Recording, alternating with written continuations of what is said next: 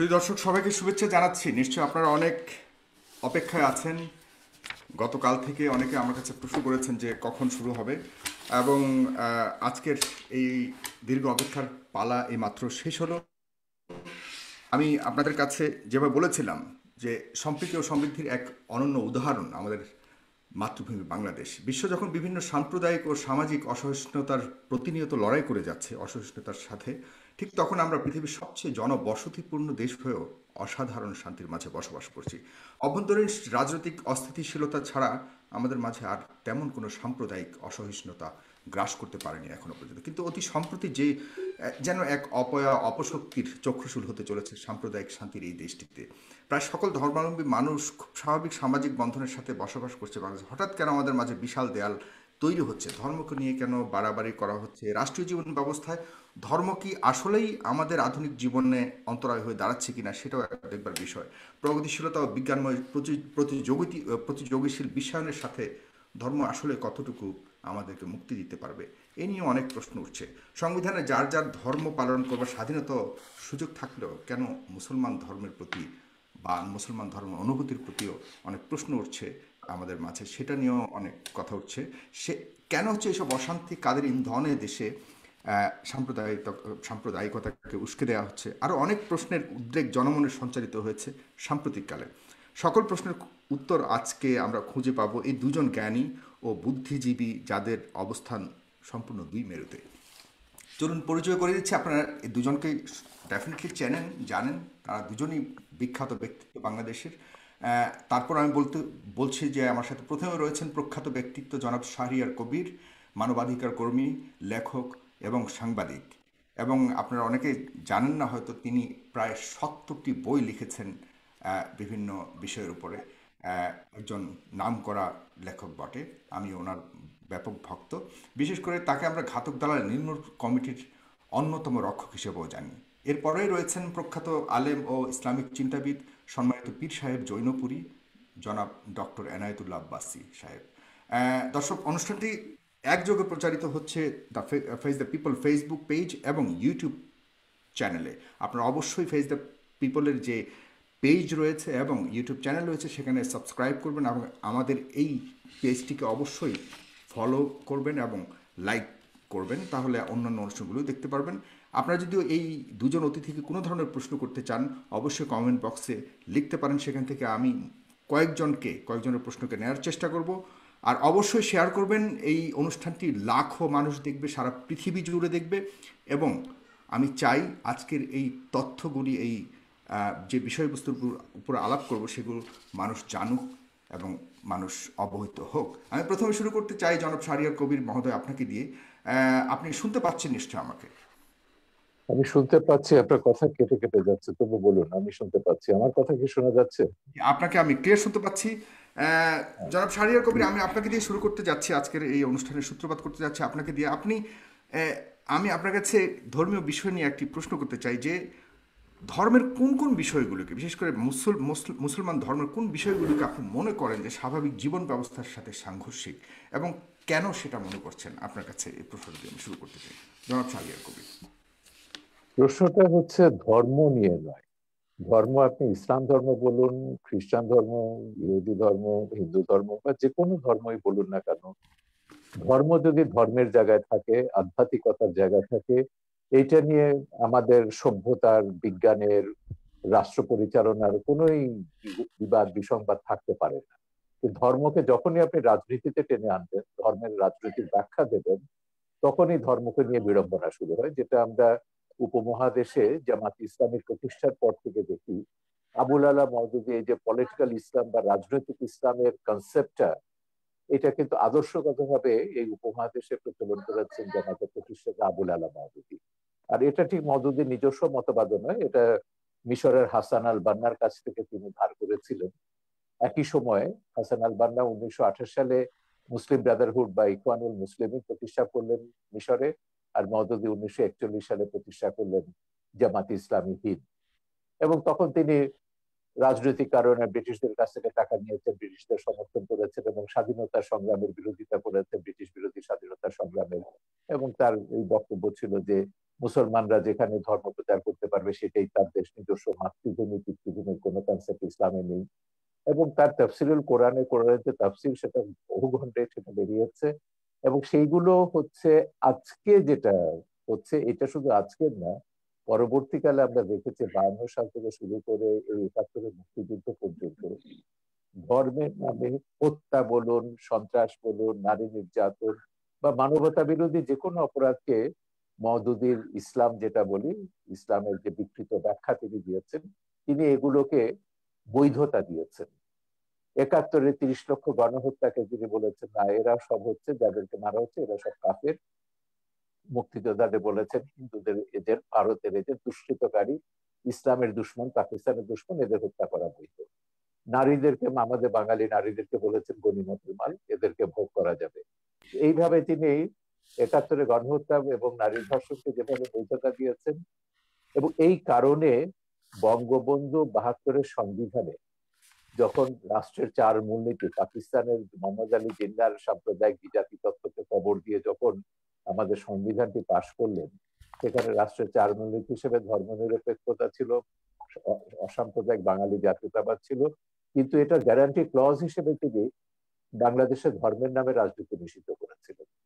এবং তিনি ব্যাখ্যা দিয়ে বলেছিলেন যে পাকিস্তানের 24 বছরের শাসন, শোষণ, পীড়ন, এগুলো সব ইসলামের দোহাই দিয়ে ধর্মের নামে এগুলো করা হয়েছে। 71-এ গণহত্যা, এগুলো সবই ধর্মের নামে করা হয়েছে।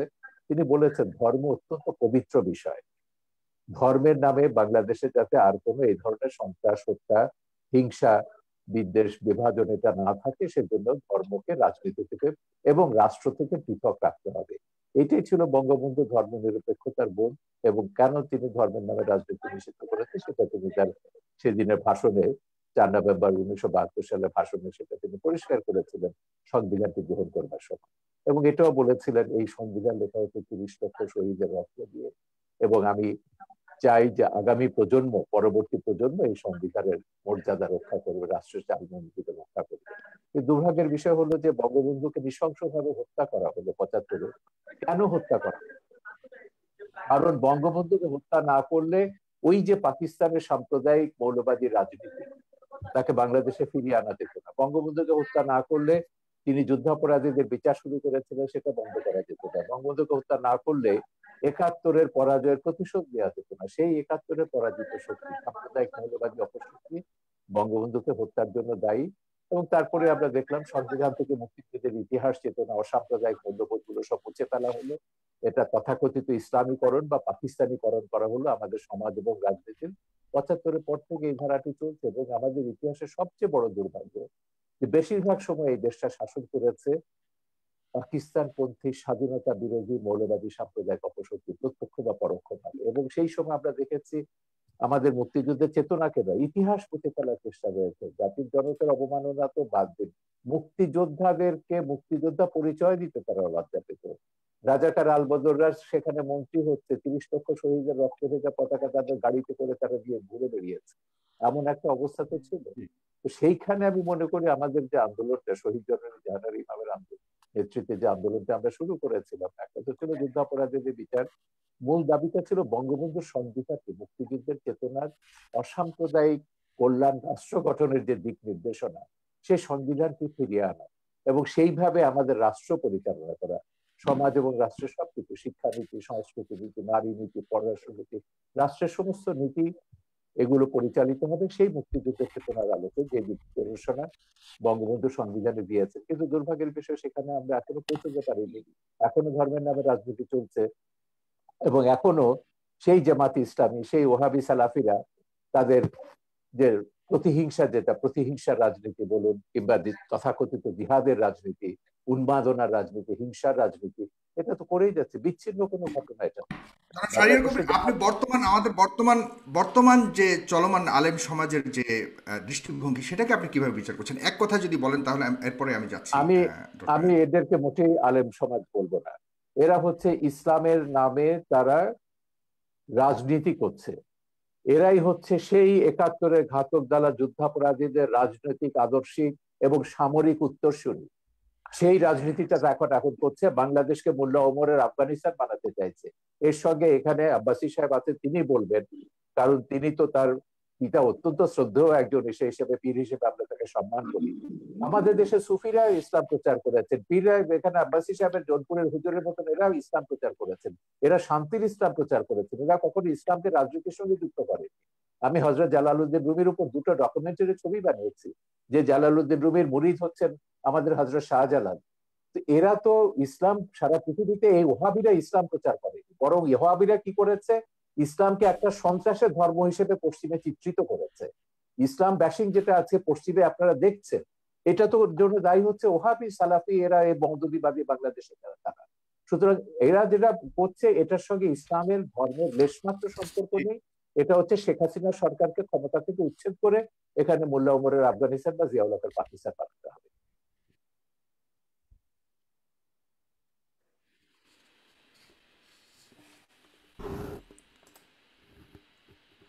আমি কি ক্লিয়ার করতে পেরেছি আমার বক্তব্য?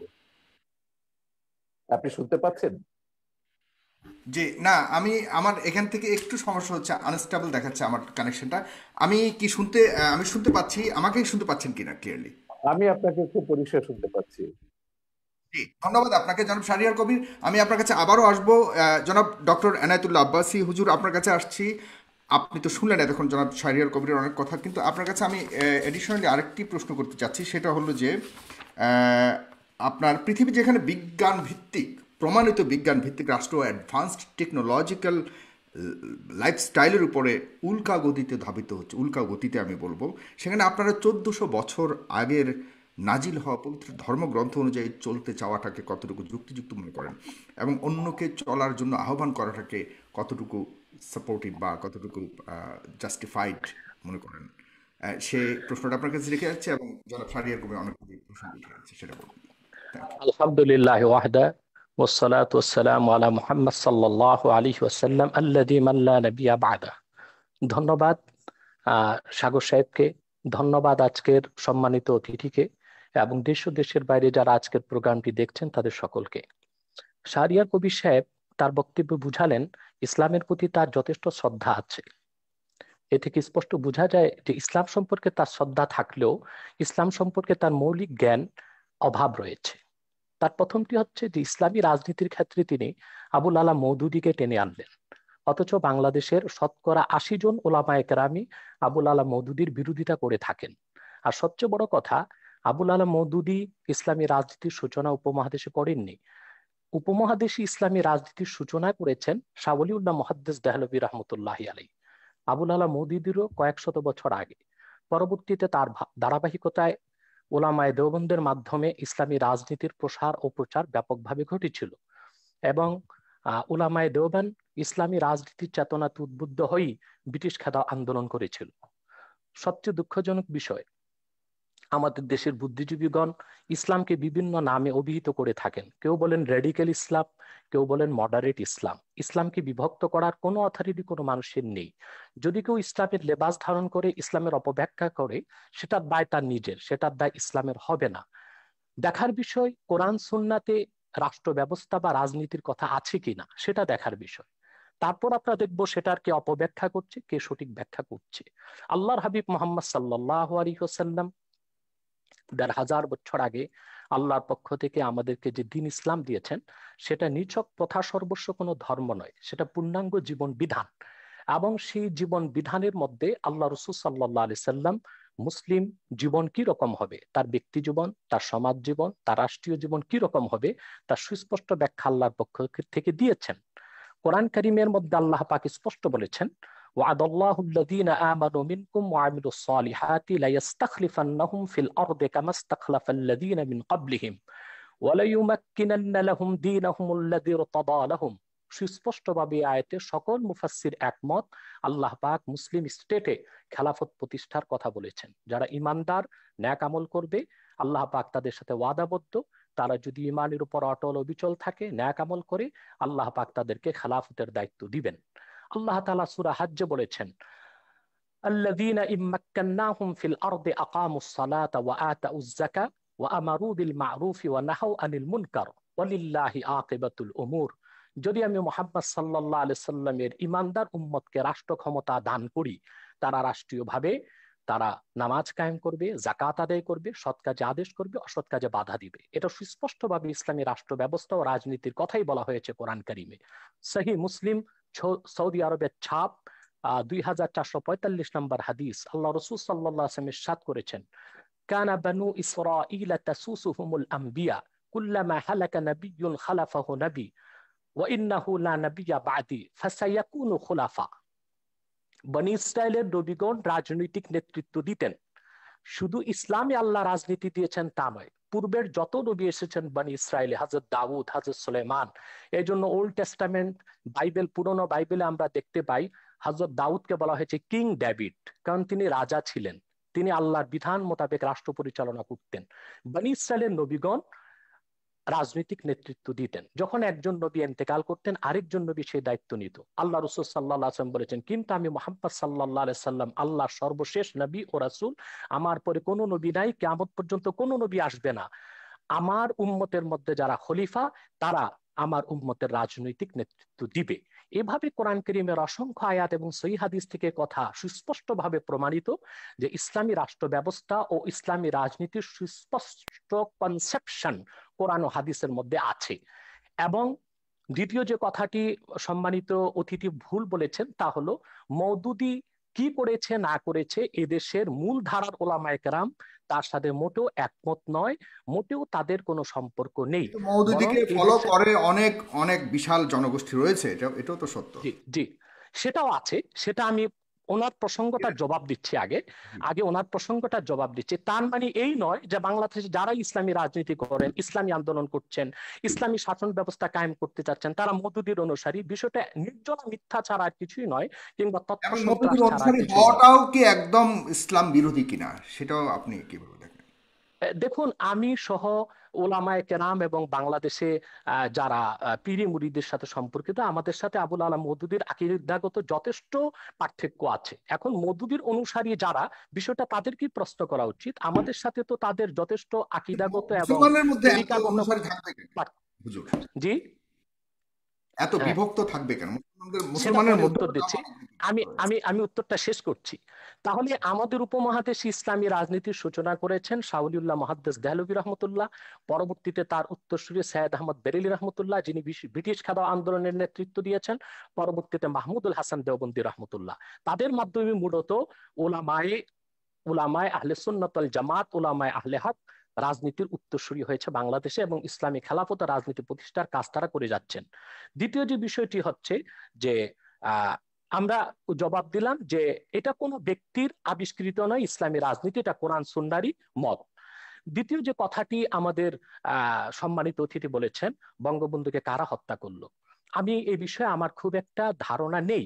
তবে আমি একটু প্রশ্ন করব ওনাকে যে স্বাধীনতার স্থপতি বঙ্গবন্ধু শেখ মুজিবুর রহমান, তিনি বাংলাদেশে যখন একটি দেশ স্বাধীন করলেন, এদেশের মানুষকে স্বাধীন একটি রাষ্ট্র উপহার দিলেন, তখন 72 থেকে 75 পর্যন্ত বঙ্গবন্ধুর পর্বতসম সুনাম সুখ্যাতির উপর কারা আঘাত করেছিল? তারাও কি রাজাকার ছিল? তারাও কি আলবদর ছিল? কারা বঙ্গবন্ধুর চামড়া দিয়ে ডুগডুগি বাজাবার কথা বলেছিল? বঙ্গবন্ধু হত্যার পর কারা সেনাবাহিনীর ট্যাঙ্কের উপর নাচানাচি করেছিল?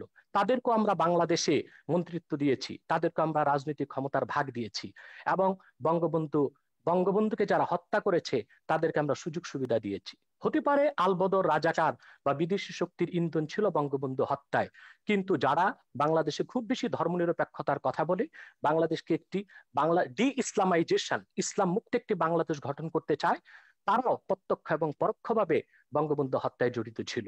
কেননা বঙ্গবন্ধু ছিলেন খুবই ধার্মিক একজন ব্যক্তি, ইসলামের মূলনীতিতে তার ছিল যথেষ্ট বিশ্বাস, অগাধ বিশ্বাস। আপনাকে অনেক ধন্যবাদ জনাব এনায়েতুল্লাহ আব্বাসী। হুজুর, আপনি অনেক সুন্দর কথা বলেছেন। জনাব শাহরিয়ার কবির, আপনার কাছে আমি এই ওনার কথা ধরেই প্রশ্নটা করতে যাচ্ছি, এবং আপনিও বলেছেন যে আপত্তিটা শুধু ধর্ম নিয়ে রাজনীতি করাটা। তো ধর্ম নিয়ে রাজনীতি করার অধিকার কি সাংবিধানিকভাবে ধর্মীয় জনগোষ্ঠীকে কোনোভাবে কি বারণ করা হয়েছে কিনা সংবিধানে? নাম্বার 1। নাম্বার 2 হলো 39 অনুচ্ছেদ অনুযায়ী কথা বলবার অধিকার সবারই রয়েছে, বাক স্বাধীনতার অধিকার দেওয়া হয়েছে। সেখানে হুজুররা কথা বললে, যেটাকে আমরা ওয়াজের মাধ্যমে আমরা দেখতে পাই, হুজুররা বিভিন্ন ধরনের কথা বলে, যেটাকে আমরা ওয়াজ বলি, কিন্তু সেটাই যখন একটা সিম্পোজিয়ামের মাধ্যমে যখন আমরা প্রগতিশীল সমাজ থেকে যখন কথা বলি সেটাকে আমরা মোটিভেশনাল স্পিচ বলি। তো ওয়াজটাকে কেন আমরা সাপ্রেস করার চেষ্টা করছি? যেমন আজকাল ওয়াজ, চতুর্দিকে ওয়াজকে বন্ধ করার একটা চেষ্টা করা হচ্ছে। এই স্বাধীনতাটা নাই কেন? কথা বলবার ওই স্বাধীনতাটা নাই কেন? সেখানে কি সংবিধানের আলোকে কোনো ধরনের নিষেধ রয়েছে কিনা আপনার কাছে জানতে চাচ্ছি।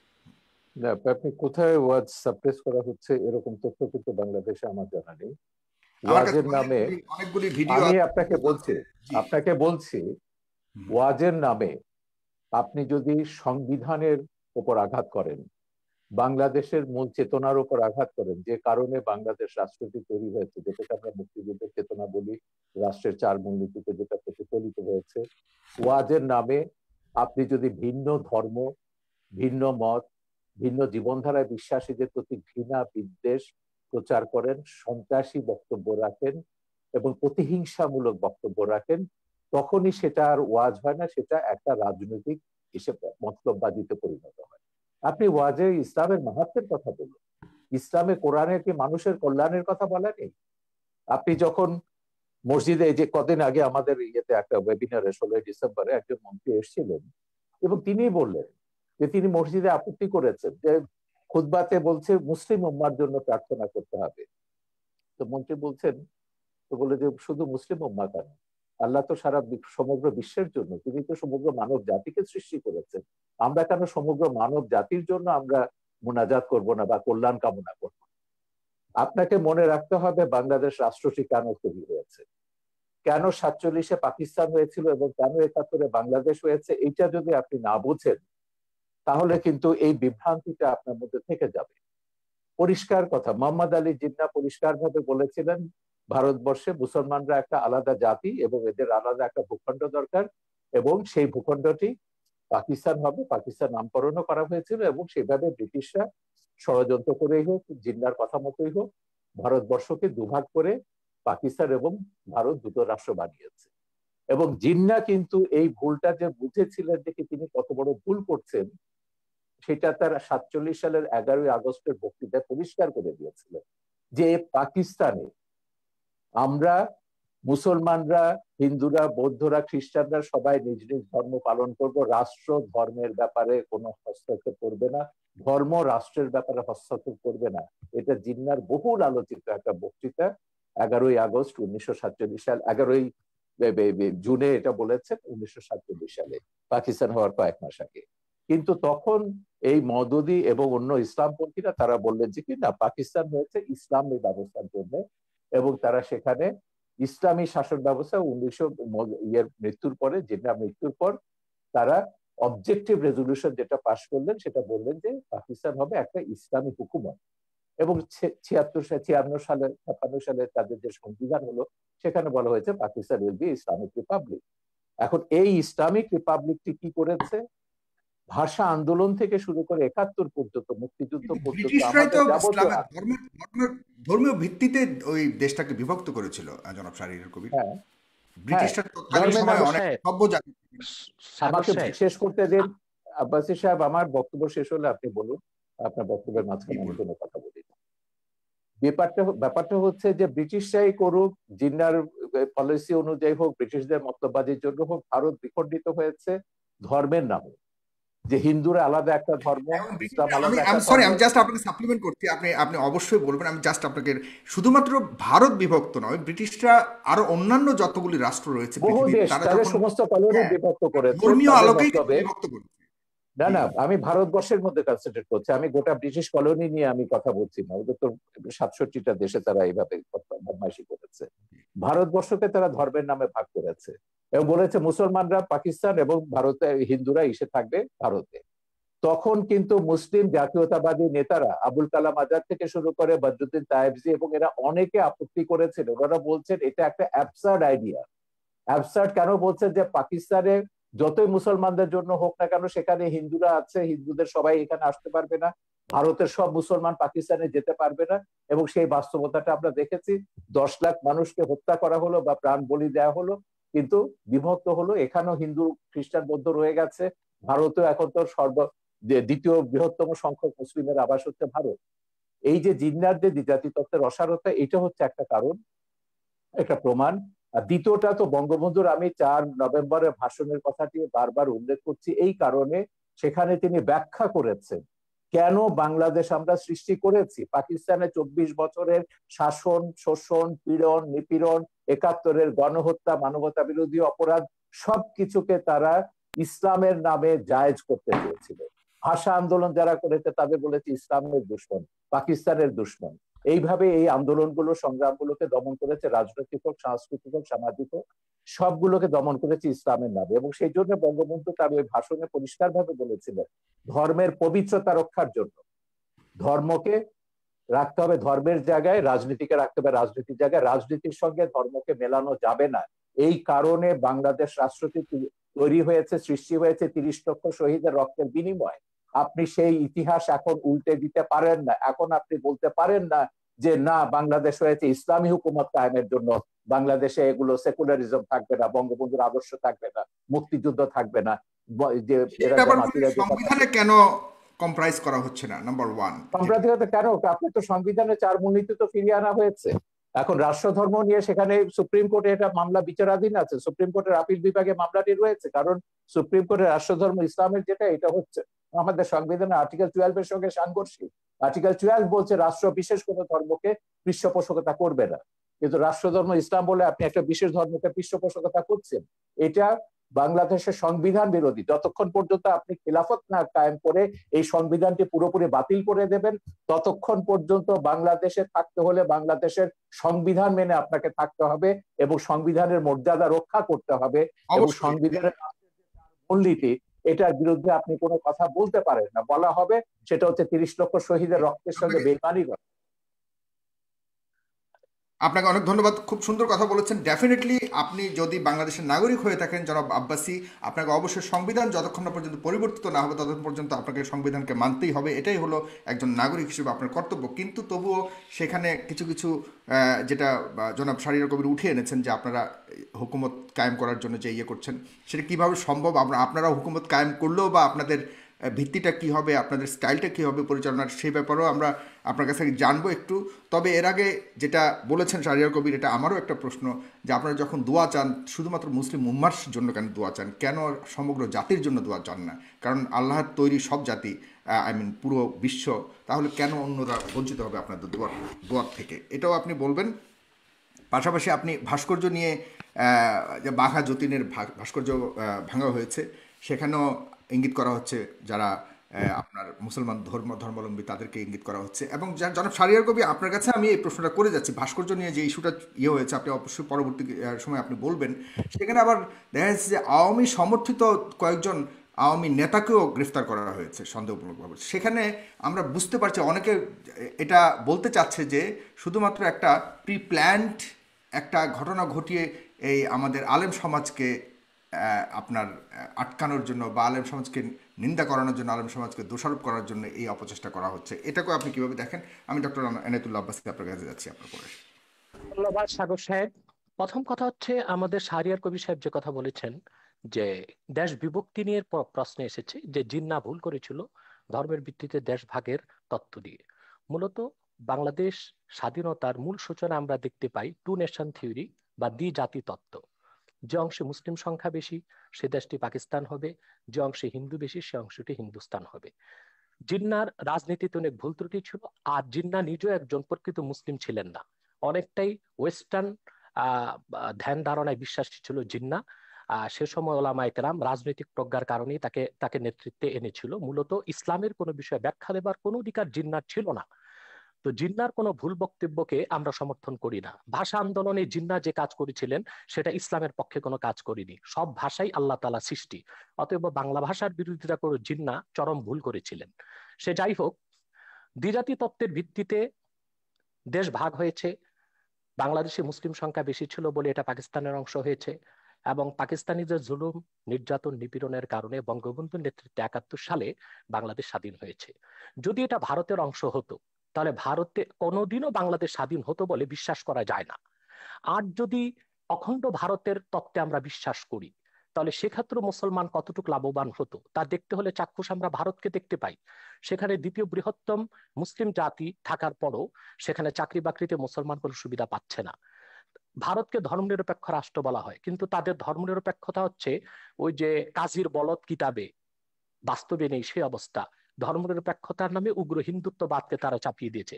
বাবরি মসজিদকে ভেঙ্গে খান খান করে দিয়েছে। সেখানে কংগ্রেস যারা ধর্মনিরপেক্ষতার কথা বলে থাকে, তারাও বাবরি মসজিদের স্থানে রাম মন্দির নির্মাণের জন্য 11টি রূপার ইট পাঠিয়েছে। অতএব যদি অখণ্ড ভারতের সূত্রে আমরা বিশ্বাসী হতাম, আমরা খুব লাভবান হতাম না, এবং বাংলাদেশ স্বাধীন হবার কোনো সম্ভাবনাই থাকতো না। টুনিশন থিওরি বা দ্বিজাতি তত্ত্বের ভিত্তিতে দেশ বিভক্ত হয়েছে বলেই আজকে আমরা চূড়ান্তভাবে একটি স্বাধীন বাংলাদেশ, একটি রাষ্ট্র পেয়েছি। তৃতীয় যে কথা আপনি বলেছেন যে খেলাফত প্রতিষ্ঠিত হওয়ার আগ পর্যন্ত এমন কোনো কাজ করা যাবে না যেটা সংবিধানের বিরুদ্ধে যায়। আমাদের সংবিধানে, কারণ ধর্মনিরপেক্ষতা একটি বিষয় আছে, সেকুলারিজম। সেকুলারিজম বলতে আমরা কি বুঝি আসলে? সেকুলারিজমের ব্যাখ্যা অক্সফোর্ড ডিকশনারিতে এসেছে যে secularism is the belief that religion should not be involved in organization of society, education. Secularism এমন একটি জিনিস যেটা রাষ্ট্রের কোনো সংস্থা, শিক্ষা বা রাষ্ট্রের কোনো জরুরি কোনো সংস্থা, কোনো ডিপার্টমেন্টে এর কোনো সংশ্লিষ্টতা থাকবে না। এটা একটি অসম্ভব বিষয়। বাংলাদেশও ধর্ম মন্ত্রণালয়ে আছে, অতএব এটি একটি রাষ্ট্রীয় সংস্থা। সেখানে ইসলাম ধর্মের পক্ষে কাজ করা হচ্ছে, অন্যান্য ধর্মের অধিকারও সংরক্ষণ করা হচ্ছে। শিক্ষা ব্যবস্থা আমাদের দেশে কম করে হলেও ইসলামী অনেক কিছু আছে।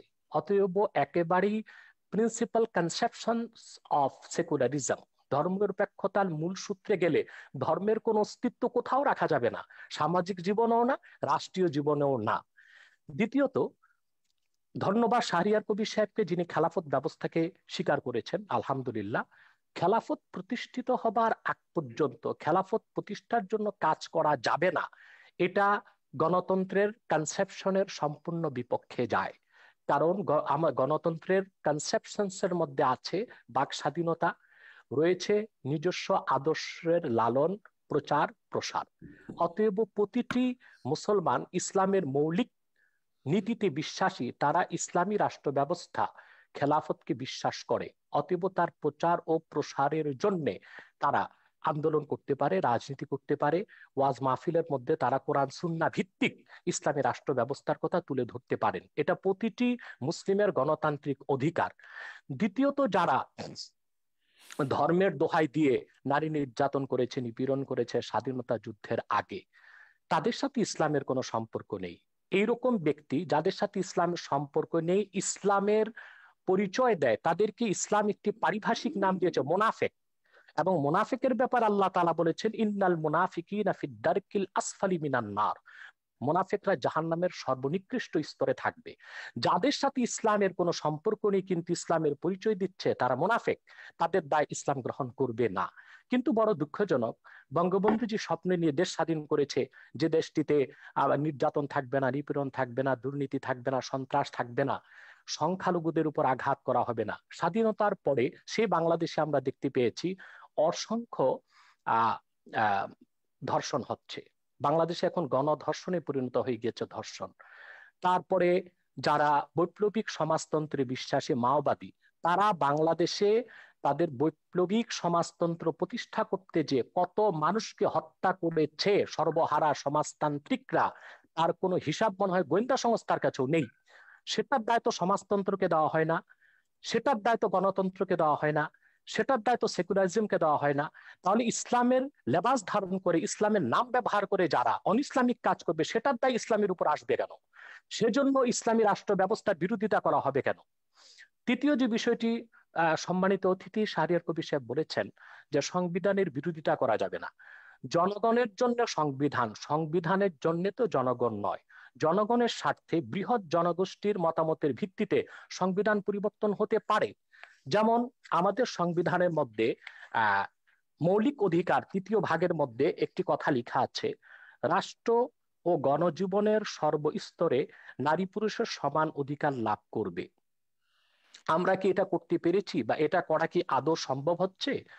যেখানে গণতন্ত্রের প্রসূতি বলা হয় যুক্তরাষ্ট্রকে, সে দেশটিও কি পেরেছে ধর্মনিরপেক্ষতার ভিত্তিতে সে দেশটিকে সাজাতে? মার্কিন যুক্তরাষ্ট্রের সংবিধানে লিখিত আছে কোন নন খ্রিস্টান যুক্তরাষ্ট্রের প্রেসিডেন্ট হতে পারবে না। এটা কি সাম্প্রদায়িকতা নয়? এটা কি ধর্মনিরপেক্ষতার মূলনীতির বিপক্ষে নয়? সে দেশের মধ্যে আরো সাংবিধানিক নিয়ম হচ্ছে, যুক্তরাষ্ট্রের প্রেসিডেন্ট যখন শপথ নেবেন বাইবেলে হাত রেখে শপথ নেবেন। এটি কি সাম্প্রদায়িকতা বিরোধী নয়? এবং এটা কি ধর্মনিরপেক্ষতার কনসেপশনের বিপক্ষে যায় না? ধর্মনিরপেক্ষতার যে তত্ত্ব পৃথিবীব্যাপী ছড়ানো হয়েছে, তার একমাত্র উদ্দেশ্য হচ্ছে ইসলামের রাজনৈতিক উত্থানকে ঠেকানো। যা আমরা দেখতে পাই পূর্বের একটি ভার্চুয়াল কনফারেন্সে আমি বলেছিলাম, ডক্টর হ্যান্টিংটনের দ্য ক্ল্যাশ অফ সিভিলাইজেশনে যে কথাটি স্পষ্ট হয়ে গিয়েছে। সে সেখানে লিখেছে 57টি মুসলিম রাষ্ট্রের রাজনৈতিক ইসলামী রাজনীতির উত্থানকে ঠেকাতে হলে জি ধর্মনিরপেক্ষতাকে চাপিয়ে দিতে হবে। জি,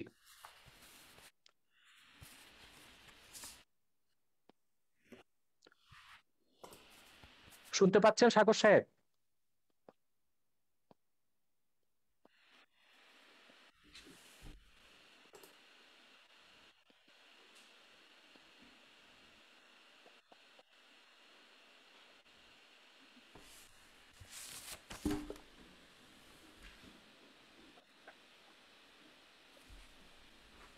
জি, আমার কথা কি শুনতে পাচ্ছেন? আমার মাঝে মধ্যে একটু সমস্যা হচ্ছে শুনতে এখানে মনে পাচ্ছি, হচ্ছে। শুনতে পাচ্ছি। আরেকটি বিষয় আমি স্পষ্ট করে দিচ্ছি জি, যে আমি আহ, আমি ধ- আমি আপনার যে কাছে জি আমি একটু শেষ করি। ধর্মনিরপেক্ষতার মূল ভিত্তিতে জি জি জি কোনো মুসলমান বিশ্বাস করতে পারে না। কারণ ধর্মনিরপেক্ষতার তিনটি সংজ্ঞা আমরা পেতে পারি। একটি হচ্ছে ধর্মহীনতা, আরেকটি হচ্ছে ইহজাগতিক। ইহজাগতিক অর্থাৎ ধর্মনিরপেক্ষতায় বিশ্বাসীর সকল ধ্যান ধারণা চিন্তা চেতনা হবে ইহজাগতিক, বস্তুবাদী, ভোগবাদী। তৃতীয় হচ্ছে ধর্মনিরপেক্ষতার রাষ্ট্রের সকল ধর্মের সমান অধিকার। আমার দৃষ্টিতে খেলাফত প্রতিষ্ঠিত হলেই অন্য সকল ধর্মের লোক তার ধর্মীয় অধিকার পূর্ণ মাত্রায় ভোগ করতে পারবে। আমরা ভারতের দিকে দেখতে পাই, মুসলমান সেখানে ধর্ম কি মুসলমান কোনো আমাদের অধিকার পাচ্ছে না। জি, জি মুসলমান ধর্মকে আপনার কাছে প্রশ্নটি রেখে যাচ্ছি, এরপর আমি শাহরিয়ার কবির সাহেবের সাথে যাচ্ছি। আপনার কাছে প্রশ্নটা রেখে যাচ্ছি যে মানুষের স্বাধীনতা, বাক স্বাধীনতার কথা বলা হয়েছে, কিন্তু মানুষের ধর্ম চয়েসের স্বাধীনতাটা রয়েছে কিনা, বাই চয়েস। আমরা তো বাই বর্ন মুসলমান, কিন্তু অনেক প্রশ্ন উঠছে প্রগতিশীল সমাজ থেকে বা ইয়ে থেকে, যে বাই চয়েস কোনো ধরনের যখন ধর্ম পরিবর্তন বা গ্রহণ করা হয়, সেক্ষেত্রে আপনাদের অবস্থানটা কোথায়? আপনারা কিছু কিছু ক্ষেত্রে কঠোর হয়ে যান, বা সেখানেও বা মানুষের স্বাধীনতা বাই চয়েস ধর্ম পরিবর্তন করার স্বাধীনতা কতটুকু রয়েছে আমাদের দেশের মতো দেশে, সেখানে আপনি এটাকে কিভাবে দেখেন ইসলামিক আলোকে? জনাব শাহরিয়ার কবির, আপনি বলবেন দয়া করে। না, যেটা বলছেন উনি ধর্মনিরপেক্ষতা নিয়ে, হ্যাঁ, ধর্মনিরপেক্ষতার অনেকগুলো সংজ্ঞা আছে। আমি আপনাকে শুরু থেকে বারবার বলছি যে আজকে যে বিতর্কটা তুলেছেন, এটা বাংলাদেশের সংবিধান বুঝতে গেলে আপনাকে বঙ্গবন্ধুর 4 নভেম্বরের 72 সালে 4 নভেম্বরে গণপরিষদে যে ভাষণটি দিয়েছেন, যেখানে তিনি ব্যাখ্যা করেছেন 4 মূলনীতিকে, এবং সেইটা আপনাকে পড়তে হবে। সেটা না পড়ে অক্সফোর্ড ডিকশনারিতে কি বলেছে, কোন ডিকশনারিতে কি বলেছে, এটা দিয়ে বুঝবে না। বঙ্গবন্ধু ধর্মনিরপেক্ষতা বলতে কি বুঝিয়েছে বাংলাদেশের প্রেক্ষিতে, সেটা আপনাকে বুঝতে হবে। প্রথমত, আমি এটা আমার বহু লেখাতে বলেছি, আমার অন্তত 1 ডজনের উপর বই আছে সংবিধান এবং এগুলো নিয়ে, বঙ্গবন্ধুর রাজনৈতিক দর্শন নিয়ে। আমি সেখানে পরিষ্কার বলেছি, বাংলাদেশের এই যে সংবিধানের 4 মূলনীতির মধ্যে 3টে মূলনীতির ব্যাপারে বঙ্গবন্ধু নতুন সংজ্ঞা দিয়েছে। বঙ্গবন্ধুর গণতন্ত্রের সংজ্ঞা এটা কিন্তু আব্রাহাম লিঙ্কনের সেই গণতন্ত্রের সংজ্ঞা নয়, state by the people, for the people, of the people, এটা নয়। বঙ্গবন্ধু পরিষ্কার ভাবে বলেছেন, আমি শোষিতের গণতন্ত্র কায়েম করতে চাই। শোষিতের গণতন্ত্র বলে পশ্চিমের গণতন্ত্রে আপনি কোনো সংজ্ঞা পাবেন না। এটা পশ্চিমের গণতন্ত্র নয়, এটা হচ্ছে বাংলাদেশের গণতন্ত্র, যে গণতন্ত্রের স্বপ্ন বঙ্গবন্ধু তার বিভিন্ন রচনাবলিতে লিখেছেন। বাংলাদেশ হওয়ার বহু আগে থেকে, 52 সাল থেকে তিনি তার বিভিন্ন ভাষণে বলেছেন।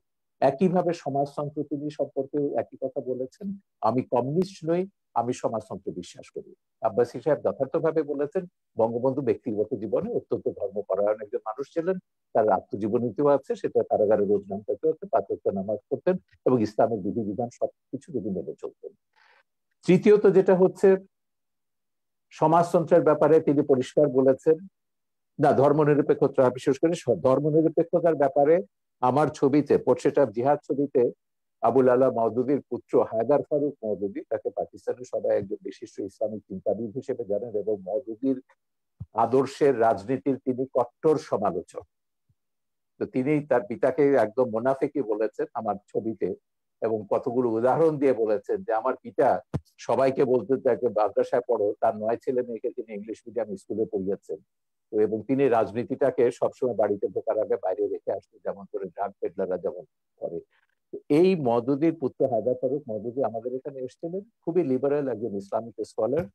আমাদের সম্মেলনে তিনি পরিষ্কারভাবে বলেছিলেন, জামাত ইসলামীর সমালোচনা করতে গিয়ে তিনি যেটা বলেছেন যে ধর্মনিরপেক্ষতাকে আমাদের দেশে, বিশেষ করে মুসলমান প্রধান দেশে, বিকৃতভাবে এটাকে ব্যাখ্যা করা হচ্ছে বা সংজ্ঞা নির্ধারণ করা হচ্ছে। যেমন আরবিতে ধর্মনিরপেক্ষতা, আপনি গুগল খুলে দেখুন, ধর্মনিরপেক্ষতার আরবি শব্দ হচ্ছে দুনিয়াই, যেটা যথার্থভাবে আব্বাসী সাহেব বলেছেন ইহজাগতিকতা। এবং ফ্রান্সে আপনি দেখুন ধর্মনিরপেক্ষতা অনেকটা হচ্ছে নাস্তিকতা সমার্থক, কারণ সেখানে বলছে ফ্রান্সে কোনো পাবলিক প্লেসে রিলিজিয়াস কোনো সাইন থাকতে পারবে না, যেমন সেটা খ্রিস্টান প্রধান দেশ, কিন্তু আপনি ক্রস কোনো স্কুলে, পাবলিক স্কুলে ক্রস ঝোলাতে পারবে না, সেটা তাদের কনস্টিটিউশনের বিরুদ্ধে যায়। উর্দু ডিকশনারিতে আরো এক্সট্রিম ভাবে করা হয়েছে। বাবাই উর্দু যখন উর্দু ডিকশনারিতে সেকুলারিজম উর্দু করেছেন লাদিনী, লাদিনী অর্থ হচ্ছে ধর্মহীনতা। সুতরাং ধর্মনিরপেক্ষতার বিভিন্ন ব্যাখ্যা পশ্চিমে আছে এবং অ্যারাবিক ওয়ার্ডে আছে, উর্দুতে আছে, উর্দু ভাষায় আছে, ফার্সি ভাষাতে আছে, কিন্তু বঙ্গবন্ধু ধর্মনিরপেক্ষতার একটা নতুন সংজ্ঞা দিয়েছেন, যেটা নিয়ে তখন বাম বুদ্ধিজীবীরা সমালোচনাও করেছিলেন, সিরাজুল ইসলাম তৈয়ব, বদরুদ্দীন উমরেরা। তারা বলেছিলেন সেকুলারিজমের বাংলা হবে ইহজাগতিকতা, বঙ্গবন্ধু ভুলভাবে এটা ধর্মনিরপেক্ষতা করেছেন। আমার জবাব হচ্ছে বঙ্গবন্ধু জেনে বুঝে সেকুলারিজমের বাংলা ধর্মনিরপেক্ষতা করেছেন, কারণ বঙ্গবন্ধু ওই ইহজাগতিকতায় বিশ্বাস করেন না যেটা কমিউনিস্ট বা নাস্তিকরা যেটা করে। বঙ্গবন্ধু কমিউনিস্টও ছিলেন না, তিনি নাস্তিকও ছিলেন না, তিনি পুরোপুরি আস্তিক ছিলেন। ধর্ম তিনি বিশ্বাস করতেন, তিনি তার কন্যা সবাই ধর্মে বিশ্বাস করেন, কিন্তু ধর্মকে রাজনীতি থেকে পৃথক রাখতে হবে, এইটা ভাষণে তিনি পরিষ্কারভাবে উল্লেখ করেছেন এবং 72-এর সংবিধানে সেটা রাখা হয়েছে। বঙ্গবন্ধুকে হত্যার পর এগুলো সংবিধানের, আমি বললাম যে পাকিস্তানিকরণ গুলো হয়েছে বঙ্গবন্ধুকে হত্যার পরে, তার আগে নয়। এখন তার কন্যা ফিরে আসার পর 4 মূলনীতি ফিরে এসছে, কিন্তু 4 মূলনীতির ব্যাপারে বলা হচ্ছে, আমি গোটা সংবিধানের সমালোচনার কথা কখনো বলিনি। আমি বলেছি সংবিধানে রাষ্ট্রের 4 মূলনীতির বিরুদ্ধে কোনো কাজ করা যাবে না, কারণ এটা সংবিধান বলে দিচ্ছে। 4 মূলনীতির পরিপন্থী কোনো আইন কোথাও কিছু থাকতে পারবে না। আমাদের এখনো শরিয়া আইন নয়, এখানে সেকুলার আইন দিয়ে রাষ্ট্র ব্যবস্থা পরিচালিত হয়, যদিও জামাত, হেফাজত, খেলাফত এরা সবাই শরিয়া আইন কায়েম করবার কথা বলছে, ব্লাসফেমি আইন কায়েম করার কথা বলছে, এবং ভিন্ন মত ভিন্ন ধর্মের সবার বিরুদ্ধে তারা বিষোদ্গার করতে দেখি এরা সহ্য করা হবে না, থাকবে না। ওয়াজগুলো শুনলে আপনি বুঝবেন। আমার কথা খুব পরিষ্কার যে ধর্ম একটা আধ্যাত্মিক ব্যাপার। আপনি যখনই বলবেন যে কি ধর্ম এটা রাজনৈতিক ব্যাপার, তখনই বিভেদ আসবে। উদাহরণ দিয়ে বলি আপনাকে, এটা আপনাকে একটু বুঝতে হবে। 52 সালে যখন পাকিস্তানে কাদিয়ানি দাঙ্গা হলো, মওদুদির নির্দেশে কাদিয়ানি মাসালা যখন লিখলেন, প্রচুর কাদিয়ানিকে সেখানে হত্যা করা হলো। বলা হলো কাদিয়ানিরা মুসলমান নয়, এদেরকে হত্যা করতে হবে। এবং সে কাদিয়ানি দাঙ্গার পরে লাহোরে পাকিস্তানে একটা সামরিক আদালত একটা কমিশন গঠন করেছিল। প্রথমে আদালত করা হয়েছিল, পরে কমিশন হয়েছে, জাস্টিস মুনির কমিশন এটার নাম ছিল। জাস্টিস মুনিরের নেতৃত্বে একটা কমিশন করা হয়েছিল। এই কমিশন পাকিস্তানের 15 জন ইসলামিক স্কলারকে এবং ধর্মীয় রাজনৈতিক দলের নেতাকে, যেসব ধর্মভিত্তিক রাজনৈতিক দল আছে, জামাত ইসলামী এবং নিজামী ইসলামী তখন ছিল, এদেরকে ডেকেছিলেন এবং তারা কতগুলো প্রশ্ন করেছিলেন। এই মুনির কমিশনের রিপোর্টটা আমি মনে করি একটা যুগান্তকারী বক্তব্য, যেটা হচ্ছে কেন একটা রাষ্ট্র ধর্মের ভিত্তিতে হতে পারে না। সেখানে মুনির কমিশন 4টা প্রশ্ন করেছিল প্রধান ইস্যুতে। একটা হচ্ছে ইসলাম কাকে বলে, মুসলমান কাকে বলে, এবং সেইখানে তারা বলছেন যে 15 জনের মধ্যে 15 জন 15টা ব্যাখ্যা দিয়েছেন ইসলাম এবং মুসলমানের। তারপর কতগুলো প্রশ্ন তারা করছেন, যেমন জামাত ইসলামীকে বলেছেন যে আচ্ছা আপনারা তো ইসলামী হুকুমতে বিশ্বাস করেন, কারণ দেশের অধিকাংশ মানুষ হচ্ছে মুসলমান, তাদের অনুযায়ী শরিয়া আইন অনুযায়ী চলবে। তো ভারতের সংখ্যাগরিষ্ঠ মানুষ তো হচ্ছে হিন্দু, তারা যদি এখন মনুর রাজত্বে বিশ্বাস করে, মনুর সংবিধানে বিশ্বাস করে, হিন্দু আইনে ভারত চলবে, আপনি কি সেটা মেনে নেবেন? তিনি বললেন যে ওটা ভারতের ব্যাপার, আমাদের ওখানে কিছু বলার। ওকে, একটা সেকেন্ড সেটা হচ্ছে, এখন ধরুন ভারত পাকিস্তানের সঙ্গে একটা যুদ্ধ হলো, এখন সেখানে ভারতের মুসলমানদের দায়িত্বটা কি হবে? না, প্রথমে বলে যে পাকিস্তানের হিন্দুদের দায়িত্বটা কি হবে, এখানে তো হিন্দুরা আছে। উনি বললেন না, নিশ্চয়ই ভারতের সঙ্গে পাকিস্তানের যুদ্ধ হলে হিন্দুদেরকে অবশ্যই পাকিস্তানকে সমর্থন করতে হবে, ভারতের বিরুদ্ধে যুদ্ধ করতে হবে। তারপর বললেন এবার আসুন সেখানে ভারতের মুসলমানদের দায়িত্বটা কি হবে। তারা পরিষ্কার বললেন যে ভারতের মুসলমানদের দায়িত্ব হচ্ছে পাকিস্তানের পক্ষে, ইসলামের পক্ষে লড়াই করা, তার নিজের দেশের বিরুদ্ধে। তো এরপরে তারা আরো অনেকগুলো এই ধরনের অসঙ্গতিপূর্ণ প্রশ্ন করেছেন এবং তারপর বললেন যে কে মুসলিম কে মুসলিম নয় এটা নির্ধারণ করার দায়িত্ব সংবিধান সরকারকে দেয়নি। এটা যদি করতে হয় তাহলে এখানে হানাহানি, সংঘাত, সংঘর্ষ এটা চলতেই থাকবে। সুতরাং ওই যে কাদিয়ানীদেরকে তখন যত মুসলমান অমুসলিম ঘোষণার দাবি করেছিল, তখন তারা বলেছিলেন এটা রাষ্ট্রের এখতিয়ার নয়, এটা ধর্মের এখতিয়ার, এবং ইসলামেও আছে মোহাম্মদের উম্মতদের মধ্যে এতগুলো ভাগ হবে, কতগুলো ৭৩টা ভাগ হবে, এবং তারা কি কোথায় কি যাবে, বেহেশতে যাবে না দোজখে যাবে, আমি সেই বিতর্কে যাচ্ছি না। ইসলামের এগুলো ভাগ নিয়ে তিনি যেমন বলেন মদদি নিয়ে তাদের মধ্যে আলেমদের মধ্যে দ্বিমত আছে, খেলাফত নিয়ে দ্বিমত থাকতে পারে, মদদিরা বিশ্বাস করেন, জামাত বিশ্বাস করে তারা গণতান্ত্রিক ভাবে ক্ষমতা যাবে, যে মদদি গণতন্ত্রকে একসময় কুফরি মতবাদ বলেছিলেন, নির্বাচনকে তিনি শিকারী কুকুরের দৌড় বলেছিলেন, পরে তারা আবার নারী নেতৃত্বকে হারাম বলেছিলেন, এগুলো পরে সবই তারা মেনে নিয়েছে। এইটা যদি রাজনীতিকে যদি আপনি নিয়ে আসেন, ধর্মকে যদি রাজনীতিতে নিয়ে আসেন, তাহলে এই যে বিভক্তিগুলো, এই বিভক্তিগুলো কিন্তু আপনাকে টুকরো টুকরো করে দেবে। পাকিস্তানের দিকে তাকিয়ে দেখুন, ইরাকের দিকে তাকিয়ে দেখুন, আল কায়দা আইসিস কি করেছে, তারা তো যা করেছে ইসলামের নামে কিন্তু করেছে। আমার এখানে একটা প্রশ্ন আছে আপনার কাছে, আপনি কি মনে করেন ভারত ধর্মনিরপেক্ষ? ভারত সাংবিধানিক ভাবে ধর্মনিরপেক্ষ, কিন্তু বর্তমানে ভারত যেটা করছে এটাকে মোটেই ধর্মনিরপেক্ষ বলা যাবে। সেখানে ধর্মনিরপেক্ষতা রাষ্ট্রপ্রধান জড়াজড়ি দিয়েছে। সেখানকার যে ধর্মীয় জনগোষ্ঠী রয়েছে সেখানে কি উগ্র পন্থা রয়েছে কিনা আপনি কি মনে করেন? অবশ্যই আছে, এবং সেখানে তো তার বিরুদ্ধে লড়াই করতে হবে। সেখানকার হিন্দুদের প্রধান দায়িত্ব হচ্ছে সেকুলারিজমে যেসব হিন্দুরা বিশ্বাস করেন সেখানকার সংখ্যালঘিষ্ঠ মুসলমানদের প্রতিষ্ঠা এবং রক্ষার দায়িত্ব তাদের। হিন্দু মৌলবাদের যে উত্থান হয়েছে বর্তমানে, সেটাকে আপনি কতটুকু বিশ্বাস করেন এবং সেই হিন্দু মৌলবাদের সর্বশক্তির সহায়তা নিয়ে বর্তমানে বিজেপি সরকার অধীন রয়েছেন? আমি এটা কখনো অস্বীকার করছি না, আমি মানা করলাম কখন? এটা ভারত কেন বলছেন? সারা বিশ্বব্যাপী এখন মৌলবাদের ধর্মের নামে উন্মাদনা হচ্ছে, ভারতে হিন্দু ধর্মের নামে হচ্ছে, বেশি আমাদের মুসলিম ধর্ম নিয়ে কেন হচ্ছে সেটাই প্রশ্ন। কে বলছে? কে মুসলিম নিয়ে কথা বলছে? আমি মায়ানমারে যখন বুদ্ধিস্ট মঙ্করা যখন মুসলিম নিধন নিয়ে কথা বলছে, সবচেয়ে বেশি রোহিঙ্গাদের ব্যাপারে নির্মূল কমিটি কথা বলেছে, আমাদের সংগঠন কথা বলেছে, আমরা কমিশন গঠন করেছি, আন্তর্জাতিক সেমিনার অন্তত কয়েক ডজন ইন্টারন্যাশনাল সেমিনার করেছি যে বার্মাতে বুদ্ধিস্ট মঙ্কদের একটা গোষ্ঠী, আমি গোটা বৌদ্ধ ধর্মকে বলবো না, মঙ্করা, আমি কখনো ইসলাম ধর্ম বলছি না, হিন্দু ধর্ম বলছি না, কিছু ধর্ম ব্যবসায়ী রাজনৈতিক মতলবে ধর্মকে ব্যবহার করছে, ইহুদি ধর্মের নামে যেমন করছে, হিন্দু ধর্মের নামে হচ্ছে, ইসলাম ধর্মের নাম হচ্ছে, খ্রিস্টান ধর্মের নাম হচ্ছে, এমনকি সবচেয়ে শান্তির ধর্ম যেটা বলা হয় বৌদ্ধ ধর্ম, সেই নামেও কিন্তু হচ্ছে, ভারত বার্মাতে হচ্ছে, সিলনে হচ্ছে, এগুলো আমরা দেখছি। সারা বিশ্বব্যাপী দক্ষিণ পন্থার এই তাণ্ডবগুলো আমরা দেখছি। সেই জন্যই আমরা বলছি হিন্দু মৌলবাদের কথাটা শেষ করতে দিন। হিন্দু মৌলবাদের আমি কোন মৌলবাদকে সাপোর্ট করি না, এমনকি নাস্তিকরাও যখন মৌলবাদীদের ভাষায় কথা বলে সেই নাস্তিকতাকেও আমি সমর্থন করি না। আমার কথা হচ্ছে বিশ্বে আস্তিক আছে, নাস্তিক আছে, ৬০০ কোটি মানুষ বিভিন্ন ধর্মে বিশ্বাস করে, ১০০ কোটি মানুষ কোন ধর্মে বিশ্বাস করে না। এই পৃথিবীতে সব মানুষের সমান অধিকার মর্যাদা নিয়ে বাস করবার অধিকার আছে। এইটাকে আপনি যে ধর্মের নামে দিন না কেন বিভক্তি করতে পারবেন না। জি, আপনার কাছে আবার আসছি ডক্টর এনায়েতুল্লাহ আব্বাসী, বলবেন দয়া করে। আপনার কাছে আমি কিছু প্রশ্ন রাখতে চাই, আমার কাছে অনেকগুলি প্রশ্ন রয়েছে, কিন্তু আপনাকে ছোট করে প্রশ্নগুলো বলছি। জনাব এনায়েতুল্লাহ আব্বাসী, যে কোরআনের রাজনীতি সম্পর্কে কোনো আয়াত রয়েছে কিনা কোরআনে? নাম্বার 1। ইতিমধ্যে রাজনীতির ব্যাপারে কয়েকটি আয়াত এবং সহিহ হাদিস শুনিয়েছি। হ্যাঁ, এটা বলবেন। তারপর ধর্মনিরপেক্ষতা মানে কি? ধর্মহীনতা নয়, এটা কতটুকু ঠিক? কিছু বুদ্ধিজীবী বলে থাকে আমি উত্তর দিচ্ছি আপনি দিয়েন, আমি কিছু ইসলামের ব্যাখ্যা কি বাংলাদেশি আলেমদের কাছ থেকে নিব? ইসলামের ব্যাখ্যা না সাগর, কথা হচ্ছে সাগর আপনি প্রশ্নটাকে অন্যদিকে নিয়ে যাচ্ছেন। আমি ইসলামের ব্যাখ্যা শুনতে চাইছি না, আমি শুনতে চাইছি বঙ্গবন্ধু সেকুলারিজম সম্পর্কে সংবিধানে কি বলেছে। পরে প্রথম বাক্যটি হচ্ছে ধর্মনিরপেক্ষতা মানে ধর্ম। হ্যাঁ, আপনারটা বলবে। আমি পাশাপাশি অন্য কিছু প্রশ্ন আসছে, সেটাই আমি দিচ্ছি, উনি একসাথেই বলবেন সবগুলো। আপনাদের ইসলামীয় রাজনৈতিক উদ্দেশ্য কি, এবং এটা তো বলে গেছেন। জি, আপনি বলুন। জি, প্রথম কথা হচ্ছে তিনি একটি কথা স্বীকার করেছেন, ধর্মহীনতা বা সেকুলারিস্টের অর্থ জাগতিক, এই অর্থে বঙ্গবন্ধু বাংলাদেশে ধর্মনিরপেক্ষতা চাননি।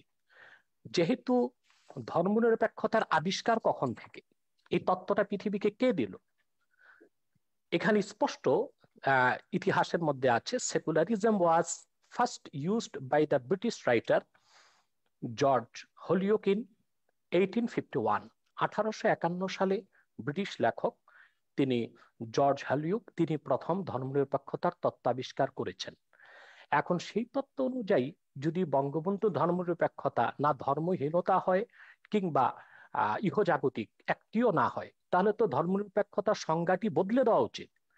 যেহেতু তিনি বদলে ধর্মনিরপেক্ষতার দিয়েছেন তো, যে তিনি না তো, সেকুলারিজম তাহলে সংবিধানও ধর্মনিরপেক্ষতা এই নামটি না থাকা উচিত, সেটার ভিন্ন না একটি না, নাম হওয়া উচিত। সে আমি শেষ ইহজাগতিকতা করি, বা একটু একটু ধর্মহীনতা নয়। একটু একটু একটু শেষ করি।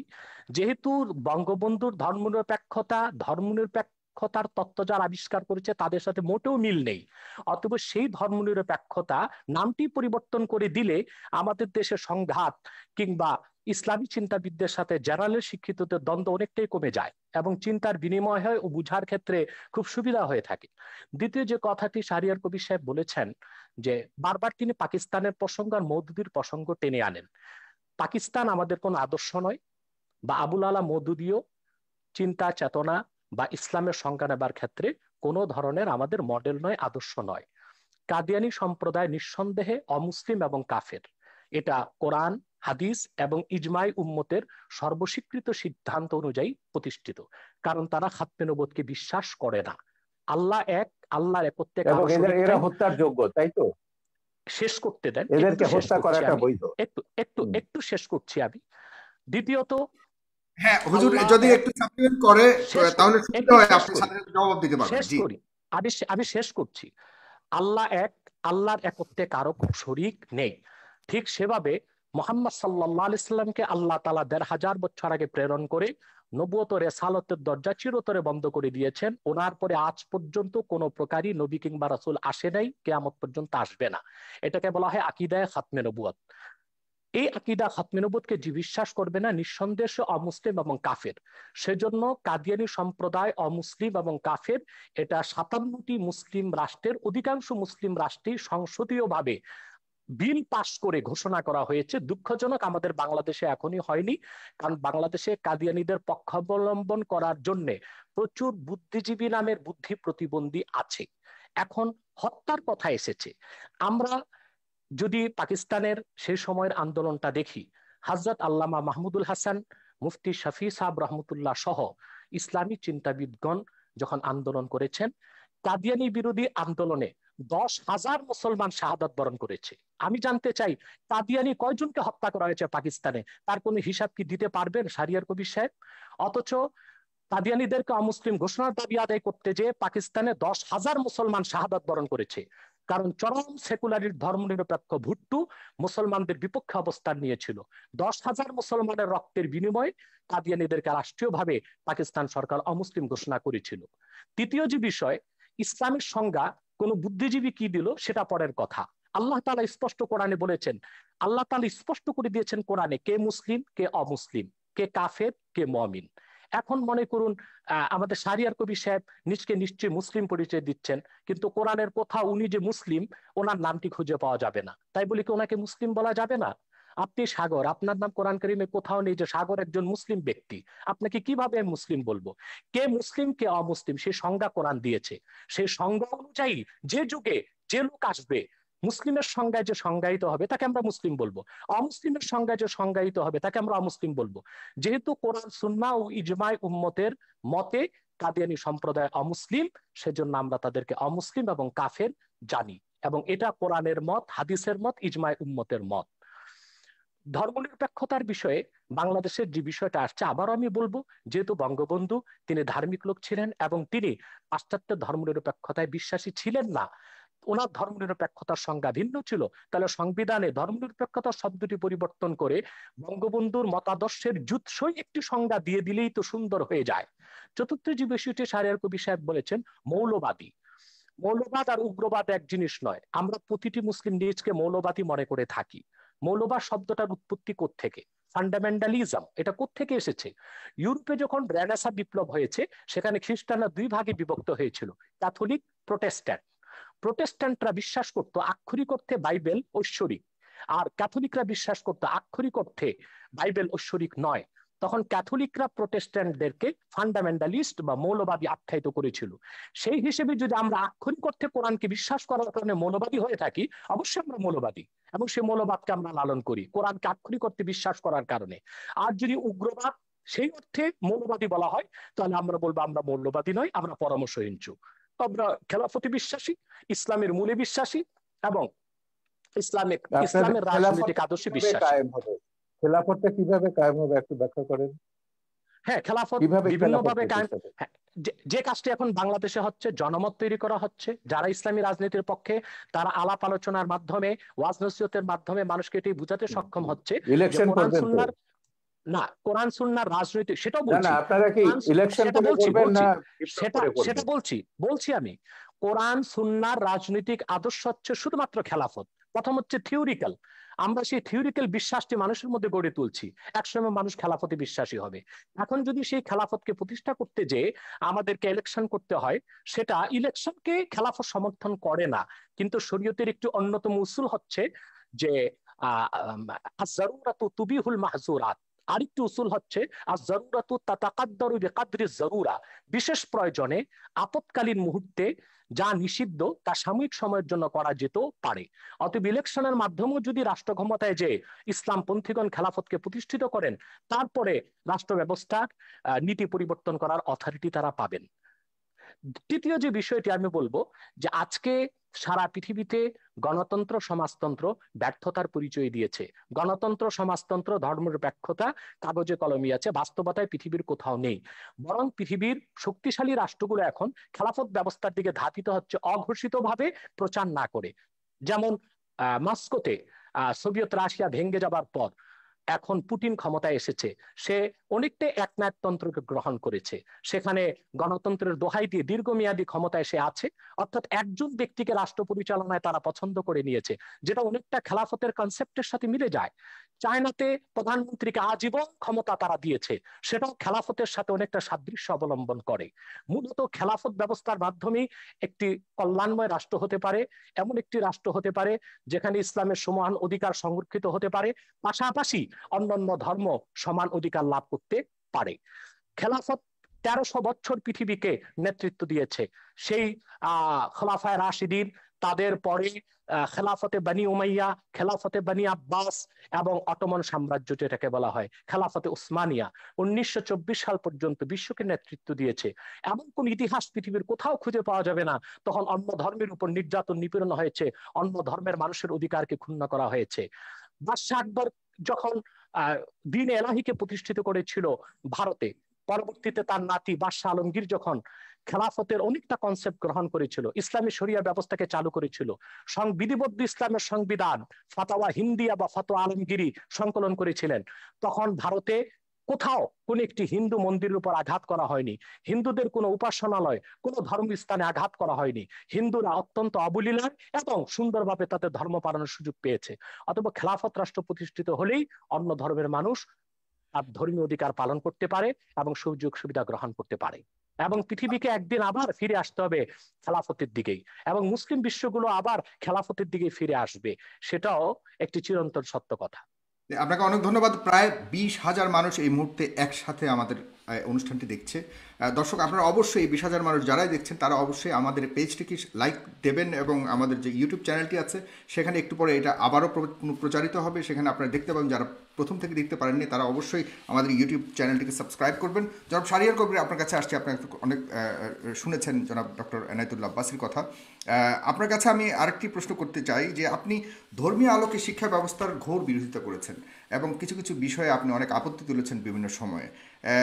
সেটা আসলে যদি বাই চয়েস হয়ে থাকে যে আমি ধর্মীয় শিক্ষায় শিক্ষিত হতে চাই, সেখানে সমস্যাটা কেন, আপত্তিটা কেন? না, ধর্মীয় শিক্ষার তো আমি কখনো বিরোধিতা করিনি। আমি কখনো বলিনি মাদ্রাসা ব্যবস্থা তুলে দিতে হবে, যদিও আমাদের সংবিধানে আছে একমুখী শিক্ষা হতে হবে। আমরা বলেছি বিশেষ করে কওমি মাদ্রাসা নিয়ে, যে কওমি মাদ্রাসায় যারা পড়ে, আমাদের দেশের গরিব মানুষের ছেলেরা এখানে পড়ে, এতিমরা পড়ে এখানে। কারণ এই একটা বৃহৎ সংখ্যক ছাত্র বা তরুণ গোষ্ঠীকে আমরা কেন ওই উগ্র মৌলবাদীদের জিম্মি করে রেখে দেবো? এখানকার ক্যারিকুলামে কিন্তু আমাদের কোনো হাত নেই। এরা বাংলাদেশের মুক্তিযুদ্ধের ইতিহাস জানে না। তাদের যে জাতি যে হাজার বছরের বাঙালি জাতির যে একটা সমৃদ্ধ ইতিহাস রয়েছে, সম্প্রীতির ইতিহাস রয়েছে, মানবতার ইতিহাস রয়েছে, মানুষকে ভালোবাসার ঐতিহ্য রয়েছে, এগুলো কিন্তু কিছুই তারা জানে না। তাদের মাথার মধ্যে জেহাদ ঢোকানো হচ্ছে, খেলাফত ঢোকানো হচ্ছে, ভিন্ন মত, ভিন্ন ধর্ম, ভিন্ন জীবনধারা যারা বিশ্বাসী তাদেরকে হত্যা করতে হবে। হত্যার বিবরণগুলো দেখলেই তো আপনি বুঝবেন। হত্যার যে এই যে যখন আপনার এই যে 15 সালে 16 সালে যখন এই যে ধারাবাহিক ব্লগারদের হত্যা করা হলো, একটা ঘটনা আমি বলি। ব্লগার বাবুকে যে হত্যা করেছিল, যে সে দুটো মানুষ, যে একজন হিজড়া একজন ফেরিওয়ালা তাকে উদ্ধার জড়িয়ে ধরেছিল, আটকে ছিল, সেই ছেলেটা সেও একটা তরুণ, মাদ্রাসা থেকে মাত্র বেরিয়েছে। সেই তরুণকে জিজ্ঞাসাবাদে জিজ্ঞেস করলো, কেন তুমি বাবুকে হত্যা করছো? ও বলে, আমার হুজুর আমাকে বলেছেন, উস্তাদ আমাকে বলেছেন। বলে, তুমি বাবুর কোনো লেখা পড়েছো? বলে, না, পড়িনি। সেই ছেলেটা জিজ্ঞাসাবাদে বলছে, বাবুর সে কোনো লেখা পড়ে, বাবু নামটা তার কাছে পরিচিত ছিল না, বাবুর কোনো ছবি সে দেখেনি, পোস্ট পড়েনি। এবং যেহেতু হুজুর বলেছেন সেই ইসলাম বিরোধী এবং সে মুরতাদ, তাকে হত্যা করতে হবে, এবং সেই বিশ্বাসে সে হত্যা করেছে। এই উন্মাদনাগুলো কিন্তু এদের মাথার মধ্যে ঢোকাচ্ছে সেই মাদ্রাসা থেকেই। এটা নিয়ে বহুত মানে লেখা আমাদের আছে দেশে এবং কোথাও ঢুকাচ্ছে? আপনি কোনো প্রমাণ আছে আপনার কাছে আমাদের দেশে কোথাও ঢুকাচ্ছে কিনা এরকম ধরনের? আমরা 2013 সালে হেফাজত জামাতের এই তাণ্ডবের পরে একটা শ্বেতপত্র বার করেছি, 1000টা মাদ্রাসা, কওমি মাদ্রাসায় তদন্ত করেছি, এবং আমাদের যে এবং ওই রাতে কারা কতজনকে হত্যা করা হয়েছিল সেটা রিপোর্ট আমাদের শ্বেতপত্রে আছে, যেটা হেফাজত পর্যন্ত চ্যালেঞ্জ করেনি। সেদিনও দেখলাম ওই বিতর্কে হেফাজতের এক নেতা বলছেন যে হ্যাঁ, নির্মূল কমিটি যে শ্বেতপত্র বের করেছে সেটাকে তারা অথেন্টিক মনে করেন। কিন্তু সেই শ্বেতপত্রে আমরা দেখিয়েছি আমাদের কওমি মাদ্রাসাগুলোতে তারা জাতীয় সঙ্গীত গায়। কেন? এটা প্রথমে বলছে এটা হচ্ছে সঙ্গীত হচ্ছে হারাম, ইসলামের গান গাওয়ার বিধান নেই। কেউ বলছে এটা হিন্দুর লেখা, কেউ বলছে এটা ভারতীয়র লেখা, এখানে কওমি তারানা হতে হবে, ইসলামী জোশের গান হতে হবে, তবে তারা গাইবে।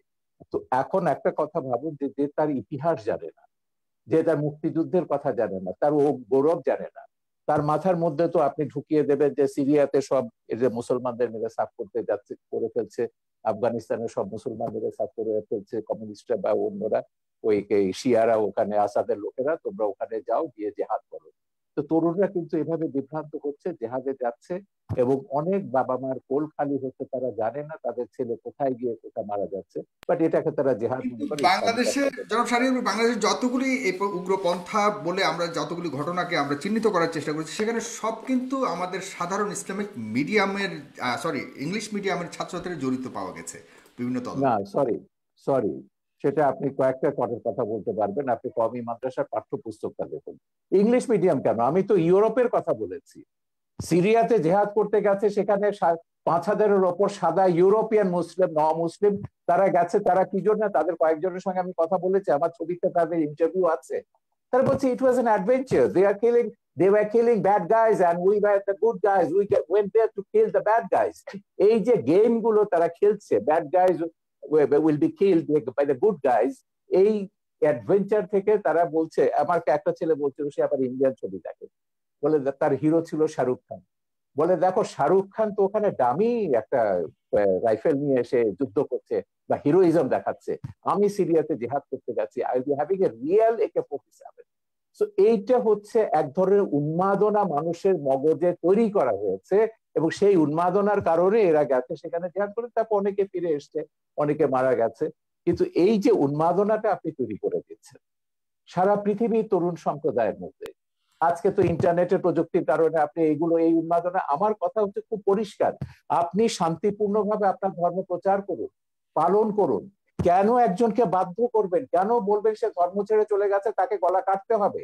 আমার নামে জামাত বলেন, এই সমস্ত তথাকথিত মৌলবাদীদের হাজারটা ফতোয়া রয়েছে ইউটিউবে, ফেসবুকে, কিভাবে আমাকে জবাই করতে হবে, এবং সেটা ধারালো তরবারি দিয়ে না, বলেছে ঘাড়ের উপর দিয়ে করতে হবে, বোতা তরবারি দিয়ে। এগুলো তো সব আমরা জাহানারা ইমামের আন্দোলনের শুরু থেকে দেখছি, যে তাদেরকে মুরতাদ, কাফের ট্যাগ লাগিয়ে দাও, ট্যাগ লাগিয়ে তাদের হত্যা করো। উনি যেমন বললেন যে শারিয়ার পবিত্র ইসলাম, মুসলমান মুরতাদ। এখন এই জিনিসটা হচ্ছে, আমি এইগুলো পরিষ্কার ভাবে বলেছি, আমি মুসলমানকে মুসলমান না, কোন বান্দাকে আমি দায়িত্ব দেইনি সেকে প্রমাণ করবার জন্য বা আমাকে ট্যাগ লাগাবার জন্য। আমি যদি মুসলমান না হই, আল্লাহ আমাকে শাস্তি দেবেন। আল্লাহ ছাড়া আর কারো বিধান এই বিষয়ে, কে মুসলমান কে মুসলমান নয়, কোন বান্দার বিধান প্রগতিশীল সমাজ থেকে যে দাবি করা হচ্ছে কে মুসলমান নয় কে মুসলমান, সেক্ষেত্রে সেটাকেও আপনি কিভাবে দেখছেন? মানে মানে কোন আমরা আমরা আমরা অনেক সময় বলে থাকি বুদ্ধিজীবী সম্প্রদায় থেকে বা আমাদের যারা ইয়ের সেখান থেকে বড় থাকে, না এরা রিয়াল মুসলমান নন, এরা উগ্রবাদী। সেই জিনিসটুকু নির্ধারণ করার দায়িত্ব কার? আমরা সবসময় বলেছি ইসলাম একটা শান্তির ধর্ম। হ্যাঁ, ইসলামকে যখনই আপনি সন্ত্রাসের সমর্থক করবেন, যখন এই যে মামুনুল হকের বাবা কি বলেছিলেন, মামুনুল হকের বাবা বাবরি মসজিদ যখন ভাঙলো, মামুনুল হকের বাবা তখন বললেন কি, আজিজুল হক, ইসলাম নামক বৃক্ষটির গোড়ায় পানি নিয়ে রক্ত ঢালতে হবে। তারপর দিন আমি এটা নিয়ে প্রতিবাদ করলাম। আমি বললাম, ইসলাম কি ড্রাকুলার ধর্ম? রক্ত পান করে ইসলামকে জীবিত হতে হবে? তাই খ্রিস্টান মিথোলজির মধ্যে যে ড্রাকুলা ক্যারেক্টারটা আছে, এটা কি পিশাচের ধর্ম? ড্রাকুলা তো একটা পিশাচ। আমার কথা হচ্ছে সেইটাই, শান্তির ধর্ম ইসলামকে কে সন্ত্রাসের ধর্মে রূপান্তরিত করেছে? এই আল কায়দারা, এই আইএসআইএসরা, এই জামাতি ওহাবি মৌলবাদী সালাফি, এরা ইসলামকে সন্ত্রাসের ধর্মে পরিণত করেছে। আমি ইসলাম নিয়ে কথা বলছি, সব ধর্মের ব্যাপারে আমি বলছি, মৌলবাদ আপনি আপনি আপনার ব্যক্তিগত জীবনে রাখুন, সেটাকে আমার উপর চাপাতে যাবেন না, রাষ্ট্রের উপর এটাকে চাপাতে যাবেন না। এখানে মানুষ, আমি আপনার কাছে আবারও আসছি শারীরিক করবে। আমরা অনুষ্ঠানের প্রায় শেষ প্রান্তে, আমরা খুব ছোট করে আরো কিছু মন্তব্য নেব এবং অনেকেই মন্তব্য করেছেন দর্শক, আপনাদের মন্তব্য থেকে আমি কিছু মন্তব্য নেব একটু পরেই। অবশ্যই আপনারা শেয়ার করবেন অনুষ্ঠানটিকে, তাহলে অনেকেই দেখতে পাবে। আইএস নিয়ে কথা হয়েছে, আইএস নিয়ে এই মাত্র ডক্টর শাহরিয়ার কবির কথা তুলেছেন। সেখানে অসংখ্য মুসলমান হত্যা করা হয়েছে, জনাব ডক্টর এনায়েতুল্লাহ আব্বাসী। এই যে মুসলমানরা নিজেরা আরেকটা মুসলমানকে হত্যা করা বা কোনো, এটা কোনোভাবে কি জাস্টিফাইড কিনা ধর্মীয় আলোকে? ধন্যবাদ সাগর আপনাকে। কিন্তু শাহরিয়ার কবির সাহেবের একটি প্রশ্নের উত্তর দিয়েই কথাটি শুরু করা উচিত মনে করছি। তিনি বলেছেন কে মুসলিম কে অমুসলিম এই অথরিটি একমাত্র আল্লাহ তাআলার। আমি তাকে তাৎক্ষণিক প্রশ্ন করছি এবং উত্তরটি তিনি তার ফ্লোর যখন পাবেন তখন দিবেন, যে কোনো ব্যক্তি যদি বাংলাদেশের স্বাধীনতা সার্বভৌমত্বকে অস্বীকার করে, সংবিধান অনুযায়ী সে লোকটি রাষ্ট্রদ্রোহী এবং রাষ্ট্রদ্রোহী হিসেবে তার শাস্তি হবে। কিন্তু সংবিধানে সেই রাষ্ট্রদ্রোহীর নাম লেখা থাকার প্রয়োজন নেই। ঠিক সেভাবে কে কাফের কে মুমিন, কে মুসলিম কে অমুসলিম, তা আল্লাহ কর্তৃক প্রেরিত সংবিধান কোরআন কারীমের মধ্যে স্পষ্ট করে দেওয়া হয়েছে। অতএব কোরআন কারীমের বিধান অনুযায়ী উলামায়ে কেরাম কে কাফের সেটা বলেন, কে মুসলিম সেটা বলেন। এটা একটি স্পষ্ট বিষয়।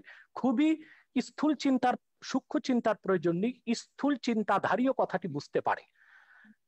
কোন ব্যক্তি যদি স্বাধীনতা সার্বভৌমত্ব অস্বীকার করে, এখন তাকে যদি রাষ্ট্রদ্রোহী বলে, সে যদি বলে যে সংবিধান আমরা নিতে পারি, আমরা শাহরিয়ার কবির কিছু জিজ্ঞাসা করতে চাচ্ছি, আপনি যদি নেন তাহলে আপনার কথা বলতে সুবিধা হবে। আমি একটু শেষ করছি, আবার শুনবো। অতএব কোরআন কারীমে আল্লাহ স্পষ্ট বলে দিয়েছেন মা ইউজাদুলু ফি আয়াতিল্লাহি ইল্লাল্লাযিনা কাফারু। আল্লাহর কোরআনের আয়াতে যে সন্দেহ করে, অস্বীকার করে, সে কাফের ছাড়া কিছুই নয়।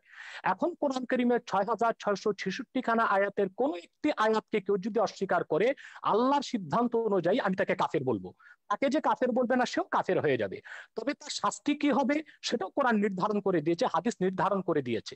দ্বিতীয় যে কথা তিনি বলেছেন আইএস এর কথা, জিহাদের কথা, সবচেয়ে আফসোসের বিষয়, জিহাদ সম্পর্কে ইসলাম কি বলে আমাদের ধারণাটা মোটেও নেই। আইএস কে আমরা প্রকৃত মুসলিম তো মনেও করি না। সেটা কি মুসলমান দায়ী? আইএস এর প্রতিটি অস্ত্রের গায়ে লেখা ছিল, অস্ত্রের গায়ে it is the property of United state of America. Is এর অস্ত্রগুলো আমেরিকার দেওয়া। ইসলাম মুসলমানের চিরশত্রু আমেরিকা জিহাদ করার জন্য আইএস কে অস্ত্র দিবে কেন? তাতে তো বোঝা যায় দাল মে কুছ কালা হয়, কালা হয়। সন্ত্রাস ছড়িয়ে তার দায়ভার ইসলামের উপর দেওয়ার একটি নিউ কনজারভেটিভ ইহুদি খ্রিস্টানদের রক্ষণশীল সমাজের একটি অপচেষ্টা ছাড়া আর কিছু নয়। কিন্তু সবচেয়ে বড় কথা হচ্ছে, যারা অস্ত্র হাতে মধ্যপ্রাচ্যে জিহাদ করছে তাদেরকে আমরা সন্ত্রাসী বললাম, কিন্তু সেই সন্ত্রাস তৈরির পিছনে যারা ক্ষেত্র প্রস্তুত করলো তাদেরকে আমরা অপবাদ দিচ্ছি না কেন? আমেরিকা ইরাকে হামলা করেছে, অজুহাত ছিল সেখানে কেমিক্যাল উইপন আছে, রাসায়নিক অস্ত্র আছে। একটি স্বাধীন সার্বভৌম দেশকে তছনছ করে দিল, মাটির সাথে মিশিয়ে দিল। কিন্তু তদন্তে দেখা গেল 1 ফোঁটা কেমিক্যাল উইপন সেখানে পাওয়া যায়নি। এখন সেখানে ইরাকের মুসলমানরা যদি তাদের স্বাধীনতা সার্বভৌমত্বের জন্য, তাদের অধিকারকে রক্ষার জন্য অস্ত্র হাতে তুলে নেয়, সেই জিহাদ সন্ত্রাস হয়ে যাবে? এতটা অযৌক্তিক অবিচার কোনো মানুষ তো মেনে নিতে পারে না। ফিলিস্তিনে মুসলমান বসবাস করতে আজকে পারছে না, ইসরায়েলি সন্ত্রাসীদের কারণে বাইতুল মুকাদ্দাসে মুসলমান নামাজ পড়তে পারছে না। সেখানে মুসলমান যদি তার অধিকারকে সংরক্ষণ করার জন্য, অধিকারকে আদায় করার জন্য অস্ত্র হাতে তুলে নেয়, সেটা সন্ত্রাস হয়ে যাবে। সারা বিশ্বব্যাপী জাতিসংঘের তত্ত্বাবধানে সন্ত্রাসকে ছড়ানো হচ্ছে। বাংলাদেশের বিষয়ে বলা হচ্ছে কওমি মাদ্রাসার ছাত্ররা সন্ত্রাস করে, অথচ জেএমবি যখন বাংলাদেশে সিরিজ বোমা হামলা করেছে, কওমি মাদ্রাসাগুলো মাঠে ঘাটে আন্দোলন করেছে সন্ত্রাসের বিরুদ্ধে।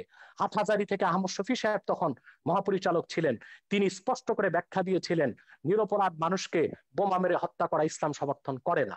সে দায়টা কওমি মাদ্রাসা কেন দিবে? এদেশের মাদ্রাসাগুলো কেন দিবে? বরং পিছনে কারা জড়িত ছিল তারাই দায়ী হবে বলে আমরা বিশ্বাস করি। রমনা বটমূলে যখন বোমা হামলা করা হয়েছিল, তখন আমরা দেখেছি দায় দেওয়া হয়েছিল মাদ্রাসা ছাত্রদের, কিন্তু রমনা বটমূলে বোমা হামলার 1 ঘন্টা পরই আমরা দেখেছি বামপন্থী কিছু সংগঠন ব্যানার নিয়ে আলেম ওলামার বিরুদ্ধে মিছিল বের করেছে। তারা কি করে জানতো যে 1 ঘন্টা আগে রমনা বটমূলে বোমা হামলা হবে? নিশ্চয় ঘটনাটির সাথে তারা জড়িত ছিল। সন্ত্রাসী কর্মকাণ্ড করে দায় তারা আলেম ওলামা পীর মাশায়েখের উপর দেওয়ার চেষ্টা করেছে। আলেম ওলামা পীর মাশায়েখদের ইমেজকে, সম্মানকে ক্ষুণ্ণ করার জন্য, এবং বাংলাদেশে যেন ইসলামের রাজনৈতিক উত্থান না ঘটে সেটা ঠেকাবার জন্য। অতএব না জেনে তথ্য প্রমাণ আমি ছাড়া। যেটা হচ্ছে, আপনি আহমেদ শফির কথা বললেন, আপনি একটু মন্তব্য করুন। এই আহমেদ শফি 2013 সালের 15ই ফেব্রুয়ারি সমস্ত তথাকথিত ইসলামিক পত্রিকাগুলোতে, জামাতের এবং তাদের সহযোগীদের পত্রিকা, আধা পৃষ্ঠা একটা খোলা চিঠি লিখেছেন প্রধানমন্ত্রীকে। সেখানে আমার নাম, মুনতাসির মামুনের নাম, জাফর ইকবালের নাম, আমাদের সবার নাম উল্লেখ করে বলেছিলেন এইসব নাস্তিক, মুরতাদ, কাফের এরা। এবং তারপর যেটা ব্লগারদের বিরুদ্ধে তিনি তার ঘাতকদেরকে লেলিয়ে দিলেন, তারপর তো সিরিজ অফ ব্লগার হত্যা আমরা দেখলাম, এবং প্রত্যেকে তারা বলেছে, এবং যারা ওই যে ইয়েটা করেছে, এই হলি আর্টিজান ঘটিয়েছে, তারাও বলেছে তারা জাকির নায়কের ওয়াজ শুনে এবং আহমদ শফির ওয়াজ শুনে তারা এগুলো করেছে। ধর্ষণের ব্যাপারে তিনি যেটা বলেছেন, ধর্ষণটা বেড়েছে কেন? আহমদ শফির সেই ওয়াজ কি আমরা ভুলে গেছি? এখনো ইউটিউবে আপনি পাবেন যে গার্মেন্টস এর মেয়েদেরকে তিনি ঘর থেকে বেরোতে মানা করছেন, ঘর থেকে বেরোলে পুরুষের লালা ঝরবে, এবং যে পুরুষের লালা ঝরবে না সে পুরুষ নয়, তাদেরকে প্রকারান্তরে যে গার্মেন্টস এর মেয়েদেরকে জেনাকারিনী বলছে, যে এরা বাইরে যায় জেনা করবার জন্য। এবং আমার ওই ছবি তো ওখানে আছে, একজন এসে বলেছেন যে ইসলামী আইন অনুযায়ী তিনি প্রমাণ ছাড়া এমন কথা বলতে পারেন না, সেই অনুযায়ী তার 80টা দৌড়াপিত হবে। আমি সেইখানে যাচ্ছি না, আমার কথা হচ্ছে দিস ইজ বাংলাদেশ, এটা বাংলাদেশ। এখানে এখনো ইসলামী হুকুমত কায়েম হয়নি, এখনো কোরআনের আইন কায়েম হয়নি। বাংলাদেশ চলবে বঙ্গবন্ধু যে সংবিধান দিয়ে গেছেন সেই সংবিধান অনুযায়ী। যেদিন আপনারা খিলাফত কায়েম করবেন সেদিন আপনাদের কোরআনের আইন কায়েম করুন, আমাকে 100 বার আপনারা হত্যা করুন, তাতে কিছুই যায় আসে না। কিন্তু কথা হচ্ছে যতক্ষণ পর্যন্ত এটা বাংলাদেশ আছে, ততক্ষণ পর্যন্ত বাংলাদেশের সংবিধানের মূলনীতি আপনাকে বিশ্বাস করতে হবে, আমার বাঙালিত্বের চেতনাকে বিশ্বাস করতে হবে। ধর্ম আমি 100 বার বদলাতে পারি, কিন্তু আমি কখনো আমার এথনিক আইডেন্টিটি, বাঙালি সত্তা, আপনিও এখন বাংলায় কথা বলছেন, আপনি নিজেও একজন 1000 বছর ধরে আপনার পূর্বপুরুষরা বাঙালি ছিলেন, এবং ইসলাম গ্রহণ করবার আগে অন্য ধর্ম ছিল কিংবা কোনো ধর্ম ছিল না। ধর্ম আপনি বদলাতে পারেন, কিন্তু যেটা আপনি বদলাতে পারেন না সেটা হচ্ছে আপনার জাতিসত্তা, এথনিক আইডেন্টিটি। এথনিসিটি অনুযায়ী আমরা 5000 বছরের একটা প্রাচীন জাতি, এই প্রাচীন জাতির আমাদের একটা সভ্যতা আছে, ঐতিহ্য আছে, এবং সংবিধানেও এগুলো রক্ষার কথা দায়িত্ব রাষ্ট্রকে দেওয়া হয়েছে। আমাদের ঐতিহ্য এগুলো আমাদের রক্ষা করতে হবে, তারপরে আমরা যে যা ধর্ম পালন করব। কেউ যদি ধর্ম পালন না করে, তারও এই দেশে থাকবার সমান অধিকার মর্যাদা দিতে হবে, এবং আছে সংবিধান অনুযায়ী সেটা আছে। আমার কথা হচ্ছে সহিষ্ণুতা প্রদর্শন করুন, সৌভ্রাতৃত্ব প্রদর্শন করুন, ইসলামকে কলঙ্কিত করবেন না, রাজনীতি টেনে এনে সন্ত্রাসকে বৈধতা দিয়ে ইসলামকে আপনারা দয়া করে কলঙ্কিত করবেন না। পশ্চিমারা একটা অজুহাত পেয়ে গেছে, ইসলাম ব্যাশিং একটা শব্দ পশ্চিমে, এবং তাদেরকে গিয়ে বোঝাতে হয় যে না, আমাদের দেশে ইসলাম হচ্ছে এটা সুফিদের ইসলাম, এটা শান্তির ইসলাম, কিছু সংখ্যক বিপদগামী এগুলো আইএস আল কায়দার প্ররোচনায় তারা এগুলো করছে। কিন্তু এই কথাগুলো যখন আমরা ভিন্ন ধর্মকে যখন আক্রমণ করছি ওয়াজের নাম, ভিন্ন মতাবলম্বীদের যখন আক্রমণ করছি ওয়াজের নাম, এবং অশ্লীল কদর্য ভাষায় কথা বলা হচ্ছে, এবং তখন আপনি কি ধারণাটা দিচ্ছেন ইসলাম সম্পর্কে সেটা বলুন। এবং সেইটার যদি বদলা যদি ভারতের হিন্দু মৌলবাদীরা নেয়, কিংবা বারবার বুদ্ধিস্ট মৌলবাদীরা নেয়, সেটার আপনি কি জবাব দেবেন? এই জন্য আমি বলি যে বিশ্বের 57টা দেশে মুসলমানরা মেজরিটি, মাইনরিটির রেসপেক্ট করুন, সমান অধিকার মর্যাদা দিন। জি তাদেরকে ওইভাবে ফাতোয়া দিয়ে তাদেরকে হত্যা বা আঘাত করবার ক্ষেত্র তৈরি করবেন না, তাদেরকে প্ররোচিত করবেন না কাউকে যে না শাহরিয়ার কবিরকে হত্যা করলে তুমি বেহেশতে যাবে। এটাই তো তৈরি করা হচ্ছে উন্মাদনা। ব্লগার হত্যার পেছনে এটাই ছিল যে ওকে খুন করতে পারলে, বাবাকে খুন করতে পারলে তুমি বেহেশতে যাবে। জি এটাই আমি বলি। আপনার কাছে অনেকগুলি প্রশ্ন দর্শক সারি থেকে অনেকেই লিখেছেন। আমি সব প্রশ্ন করা সম্ভব নয়। প্রায় 9,000 শেয়ার করেছেন, এখান থেকে প্রায় হাজার হাজার মন্তব্য এসছে। কেউ কেউ লিখেছেন, যেমন এম.এ. বাসিত আশরাফ, তিনি লিখেছেন পৃথিবীতে, শাহরিয়ার কবির সাহেবের কাছে প্রশ্ন করেছেন, পৃথিবীতে প্রথম মানবাধিকার এবং নারীদের সম অধিকারের প্রতিষ্ঠাতা কে? উনি কি জানেন পশ্চিমা বিশ্বের দার্শনিকেরা পৃথিবীর শ্রেষ্ঠ মানব দরদী মানুষ হিসেবে কাকে স্বীকৃতি দেয়? ডেফিনেটলি তিনি কাকে মিন করেছেন আপনি জানেন। সেক্ষেত্রে আপনার বক্তব্য জানতে চেয়েছে এই একজন লেখক। এরপরে রয়েছেন কাফায়েতুল্লাহ সাহেব, আপনার মুক্তিযুদ্ধের অবদান সম্পর্কে জানতে চেয়েছে। এরপরে লিখেছেন বাংলাদেশের স্বাধীনতা আন্দোলনে যারা যুদ্ধ করেছে তারা কি সবাই স্বাধীনতা বুঝতো? তারা কি জেনে শুনে সবাই মুক্তিযুদ্ধে অংশগ্রহণ করেছে? তাহলে নাস্তিকের বিরুদ্ধে আন্দোলন করতে হলে সবাইকে জানতে হবে কেন? এই ধরনের অনেকগুলি প্রশ্ন করেছেন। মাওলানা ওমর ফারুক লিখেছেন, পারভেজ জুয়েল লিখেছেন, এমডি মাসুম লিখেছেন, শাহিদ আহমেদ লিখেছেন, অনেকেই লিখছেন, লিখে যাচ্ছেন। আপনারা লিখতে থাকুন, আমি সম্ভব হলে কিছু নেব। তবে এই পর্যায়ে অনুষ্ঠানের শেষ প্রান্তে চলে এসেছি, 2 মিনিট করে শুধুমাত্র আপনারা দুজন আবারও শেষ বক্তব্য দেবেন। এগুলো কিন্তু জামাতিদের একটা পরিকল্পিত ব্লগ আছে। যখনই আমি কোনো কথা বলি টকশোতে 1000 2000 এগুলো ডিসলাইক আসবে এবং প্রশ্নগুলো করা হবে মুক্তিযুদ্ধ নিয়ে। এটা বলতে বলতে আমি ক্লান্ত হয়ে গেছি। আমার মুক্তিযুদ্ধের কি অবদান আছে, বাংলাদেশের স্বাধীনতা যুদ্ধের দলিলপত্রটা, এটা আগাগোড়া পড়ুন। আমি বলে দেবো না কোন পৃষ্ঠা, আপনাকে পড়তে হবে। এই সুযোগে যদি মুক্তিযুদ্ধের ইতিহাসটা আপনাদের মাথায় ঢোকে, পড়ে দিন শাহরিয়ার কবির কি করেছে মুক্তিযুদ্ধের, সাংস্কৃতিক স্কোয়াডে কি অবদান ছিল, সেখানে পাবেন। দ্বিতীয় কথা হচ্ছে মানবাধিকার নিয়ে।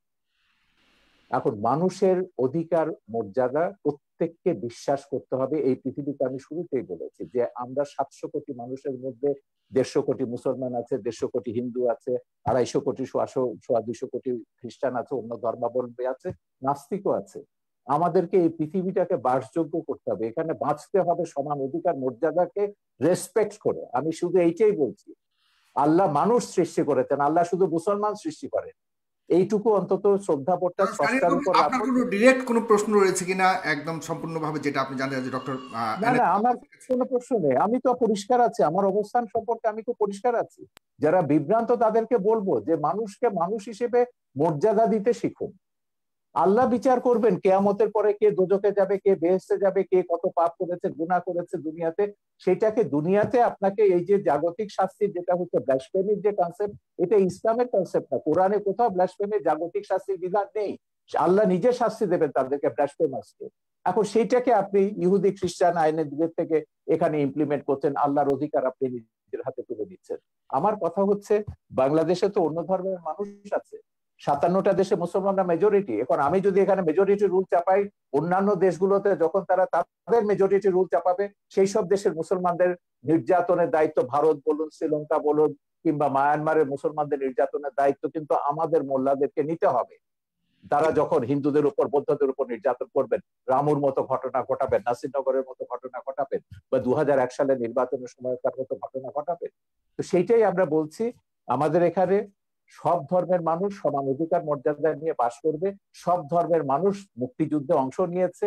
মুক্তিযুদ্ধে আমাদের কি স্লোগান ছিল, মুজিবনগর সরকারের পোস্টার দেখুন, বক্তৃতা দেখুন, নীতি নির্ধারকরা কি বলেছেন, পরিষ্কার হয়ে গেছে। যুদ্ধের ভেতর দিয়ে আমাদেরকে আপনার কাছ থেকে জাস্ট 1 সেকেন্ড, 5 সেকেন্ড ভাস্কর্য নিয়ে আপনার বক্তব্য শুনতে চাই, যেটা অতি সম্প্রতি অনেক আলোচিত হয়েছে।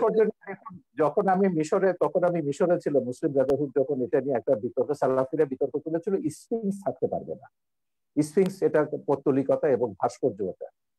সেখানে একটা সুভেনির বিক্রি করতে, একজন সুভেনির বিক্রি এবং বেশ লম্বা দাড়িওয়ালা, চোপা পরা, এই সাথে হুজুর টাইপের।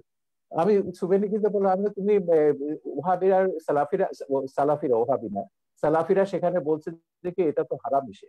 বলে দেখো, এটা হচ্ছে আমাদের সংস্কৃতি। ধর্ম আর সংস্কৃতি এক জিনিস না।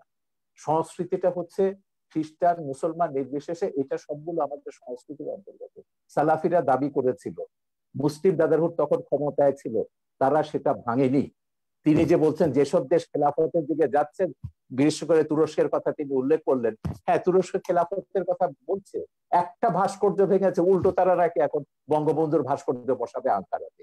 এই হচ্ছে ইসলাম, যেটা এরদোয়ান তুরস্কে করছে। তুরস্কে আমি হযরত জালালউদ্দিন রুমির বিশাল ভাস্কর্য দেখেছি, অন্যান্য ইসলামিক সুফিদের ভাস্কর্য দেখেছি, ইরানে আমি সুফিদের ভাস্কর্য দেখেছি। তো ভাস্কর্যের সঙ্গে ইসলামের বিরোধ আছে, যেটা বলেন এটা সম্পূর্ণ রাজনৈতিক পক্ষপাতী। ভাস্কর্য সভ্যতার অংশ, ইতিহাসের অংশ, ইতিহাসের মহানায়ক সেটা ইসলামিক স্কলার আছেন, অন্যান্য আছেন, স্কলাররা আছেন। মিশরে যান, ইসলামিক স্কলার কেন, বুদ্ধিজীবীদের দেখবেন, সঙ্গীতকারদের দেখবেন। উম্মে কুলসুম বিশাল আরব বিশ্বের সবচেয়ে পপুলার গায়িকা, তার বিশাল ভাস্কর্যে ভাস্কর্য আছে। ভাগাভাগি চলছে, এটা কি আপনি মনে করেন যে রাজনৈতিক কোনো ঘৃণিত? এটা পুরো রাজনীতি, এর সঙ্গে ইসলামের কোনো সম্পর্ক নেই, একদম রাজনীতি। মোল্লা ইসলামিক ওমর যেটা আফগানিস্তানে করেছে সেই কাজটাই তারা এখানে রিপিট করছে। মোল্লা ওমর এখানে কারা বলতে ইসলামের কারা করছে বর্তমানে বাংলাদেশে, যে আপনি ভাস্কর্য ভাঙার পেছনে কাদেরকে দায়ী তারা তো সবগুলো, তারা তো ঘোষণা দিয়ে করছে, খেলাফত, হেফাজত, যারা ইসলামী শাসনতান্ত্রিক আন্দোলন বা তাদেরকে যারা সাপোর্ট করে, যাদের পেছনে জামাত বিএনপি রয়েছে, যাদের পেছনে রাজশাহীতে আমরা রয়েছে। আওয়ামী লীগের নেতাদেরকে গ্রেফতার করা হয়েছে। আরে ওটা বাঘা যতীনেরটা তো কাগজে বেরিয়েছে, এটা স্কুল কমিটি নিয়ে তাদের মধ্যে দ্বন্দ্ব, এটার সঙ্গে ভাস্কর্য ভাঙার কোনো সম্পর্ক নেই। ওকে, ভাস্কর্য নিয়ে 2013 সাল থেকে বঙ্গবন্ধু এখানে উপলক্ষ, বঙ্গবন্ধুর গায়ে হাত দিয়েছে বলে আওয়ামী লীগের টনক নড়েছে কেন? হেফাজতে 13 দফায় ভাস্কর্য ভাঙার কথা নেই, জামাত ইসলামী আগে ভাস্কর্য ভাঙার কথা বলেনি। হেফাজতে 13 দফায় যা আছে, কাদিয়ানীদের কাফের ঘোষণা থেকে শুরু করে ব্লাসফেমি এন্ড পানিশমেন্ট করা, সবগুলোই হচ্ছে জামাতের দফা। এখন এগুলোকে তিনি যতই পার্থক্য করুন না কেন, জামাতের সঙ্গে আমাদের পার্থক্য আছে, তিনি কিন্তু কাদিয়ানীদের কাফের ব্যাপারে জামাতের সঙ্গে একমত, ব্লাসফেমি আইন চালুর ব্যাপারে তিনি জামাতের সঙ্গে একমত, ভাস্কর্য ভাঙার ব্যাপারও আশা করি তিনি নিশ্চয়ই একমত হবেন ওদের সঙ্গে। তো এইটাই হচ্ছে মিলের জায়গাটা। আমি বলছি যে রাজনীতিতে যখনই আনবেন ইসলামকে বা কোনো ধর্মকে, তখনই ওই বার্মার মতো ঘটনা ঘটবে, ভারতের মতো ঘটনা ঘটবে, বাংলাদেশের মতো ঘটনা ঘটবে, পাকিস্তানের মতন ঘটনা ঘটবে। এতে করে কি বিশ্বে শান্তি আসবে, বা কোনো দেশে আমরা কি শান্তিতে বাস করতে পারবো? আমার কথা হচ্ছে আমরা সবাই শান্তিতে বাস করতে চাই। এই প্রশ্নটা আমাদের সবারও জনাব ডক্টর এনায়েতুল্লাহ আব্বাসী, আপনি শেষ কথা বলবেন আজকের অনুষ্ঠানের, এবং আপনার কাছে প্রশ্ন অনেকেই করেছে, কিন্তু আমি অনেকের প্রশ্ন নিতে পারছি না, শেষ প্রান্তে চলে এসেছি। মাননীয় আইজিপি মহোদয় বলেছেন যে বাংলাদেশ মৌলবাদী দেশ নয়। আপনারা কার ইশারায় কোন এজেন্ডা বাস্তবায়নের জন্য দেশটাকে মৌলবাদী চরিত্রের তকমা আটানোর চেষ্টা করছেন? আমরা তো আরব সহ বিভিন্ন রাষ্ট্র দেখি না জঙ্গি মিছিল করতে, জঙ্গি মিছিলের কথা বলেছে, কিন্তু আপনারা আমাদের কথায় কথায় আমাদের দেশে জঙ্গি মিছিল করেন। তাহলে দেশটিকে জঙ্গিবাদের দিকে ঠেলে দিচ্ছেন কিনা, কারো উদ্দেশ্য হাসিল করতে চাচ্ছেন কিনা? এবং ফ্রান্সের কথা বলেছেন তিনি, পাশাপাশি তিনি বলেছেন যে এদেশে ইসলাম প্রচার করেছিলেন সুফি সাধকরা, তারা কিন্তু কখনোই তরবারি প্রয়োগের মাধ্যমে ইসলাম প্রচার করেনি। আপনারা কেন এখন এমন উস্ফলন দেখাচ্ছেন? এটা কেন, বা এ ব্যাপারে উনি প্রশ্ন করেছেন আপনাদের আলেম সমাজের। ধন্যবাদ সাগর। প্রথমে শাহরের কবির সাহেবকে বলবো যে তিনি জামাত ফোবিয়াতে ভুগতেছেন, সব জায়গায় জামাতের গন্ধ পান তিনি, এটা ঠিক নয়। আমি আবারও বলছি, এদেশের মূলধারার আলেম ওলামার সাথে জামাতের কোনো সম্পর্ক নেই, যদিও বা একটি বিরাট জনগোষ্ঠী জামাতের অনুসরণ করছে। কাদিয়ানীরা নিঃসন্দেহে অমুসলিম এবং কাফের, এটা পৃথিবীর সকল মুসলমানের মত, কোরআনের মত, সুন্নার মত, ইজমায় উম্মতের মত। তারা কাফের এবং অমুসলিম, তাদেরকে যারা কাফের বলবে না তারাও কাফের। কাদিয়ানী মাসালাটা না, এটা মওদুদী ভুল, আপনি জানেন না এটা। কাদিয়ানী আপনি মাসালা কি জানেন না। মওদুদী লেখেননি? কাদিয়ানী মাসালা মওদুদী আমি বলছি, প্রথম কাদিয়ানীদের বিরুদ্ধে আন্দোলনের ডাক দিয়েছেন আল্লামা ইউসুফ বিন নুরি রহমতুল্লাহ, করাচি ইউসুফ বিন নূর মাদ্রাসার যিনি মুহতামিম ছিলেন। আন্দোলনে পুরোধা নেতৃত্ব দিয়েছেন আমার ওস্তাদ মোহতারাম আল্লামা তাকি উসমানী এবং মুফতি শফি রহমতুল্লাহ। সাথে আন্দোলনে যোগ দিয়েছিল আবুল আলা মওদুদী এবং তার লোকজন। বরং পাকিস্তানের সকল ঘরানার মুসলিমরাই কাদিয়ানী বিরোধী আন্দোলনে অংশগ্রহণ করেছিল। দ্বিতীয় যে ওই কথাটি, মামলায় কিন্তু মওদুদীর মৃত্যুদণ্ড হয়েছিল, আর কারণ না, মওদুদীর মৃত্যুদণ্ড হয়েছিল ওই মামলাতে, যেটা সৌদি বাদশার অনুরোধে প্রত্যাহার করা। সেটা মৃত্যুদণ্ড কার হলো, সেটা হয়তোবা পাকিস্তান সরকারের রাজনৈতিক কোন প্রতিহিংসা ছিল মওদুদীর উপর, সেজন্য মওদুদীকে মামলা দেবার চেষ্টা করেছে। আর যেহেতু অন্যান্য নেতৃবৃন্দ রাজনীতিতে জড়িত ছিলেন না, তাদেরকে মামলা দেবার সুযোগ হয়নি, এটা একটি কারণ হতে পারে। দ্বিতীয় যে বিষয়টি বললেন, ব্লগারদের বিষয়, ব্লগারদেরকে কারা হত্যা করেছে তাদেরকে আপনারা দায়ী করলেন, কিন্তু ব্লগারদেরকে বাক স্বাধীনতার দোহাই দিয়ে, মুক্ত চিন্তা লালন করার দোহাই দিয়ে ইসলাম এবং ইসলামের মূলনীতির বিরুদ্ধে অকথ্য ভাষায় গালিগালাজ বিষোদগার তারা যে করলো, তখন রাষ্ট্রীয়ভাবে তাদেরকে কেন বাধা দেওয়া হয়নি? যদি তাদেরকে রাষ্ট্রীয়ভাবে বাধা দেওয়া হতো, ধর্মনিরপেক্ষতার যদি একটি সংজ্ঞা এটাও হয় সকল ধর্মের অধিকার রক্ষা করা, তাহলে আপনি ইসলামের অধিকার রক্ষা করবেন না? এটা কেমন ধর্মনিরপেক্ষতা আপনার? আপনার তো উচিত ছিল 57 ধারায় সব ব্লগারদেরকে আপনার গ্রেফতার আপনার করা হয়েছে। আপনার ব্লগারদেরকে হত্যার আগে কাউকে গ্রেফতার করা হয় নাই। যখন সরকার দেখেছে একটি ব্লগার বাংলাদেশে আর বেঁচে থাকবে না, তখন ব্লগারদের নিরাপত্তার জন্য তাদেরকে গ্রেফতার করা হয়েছে।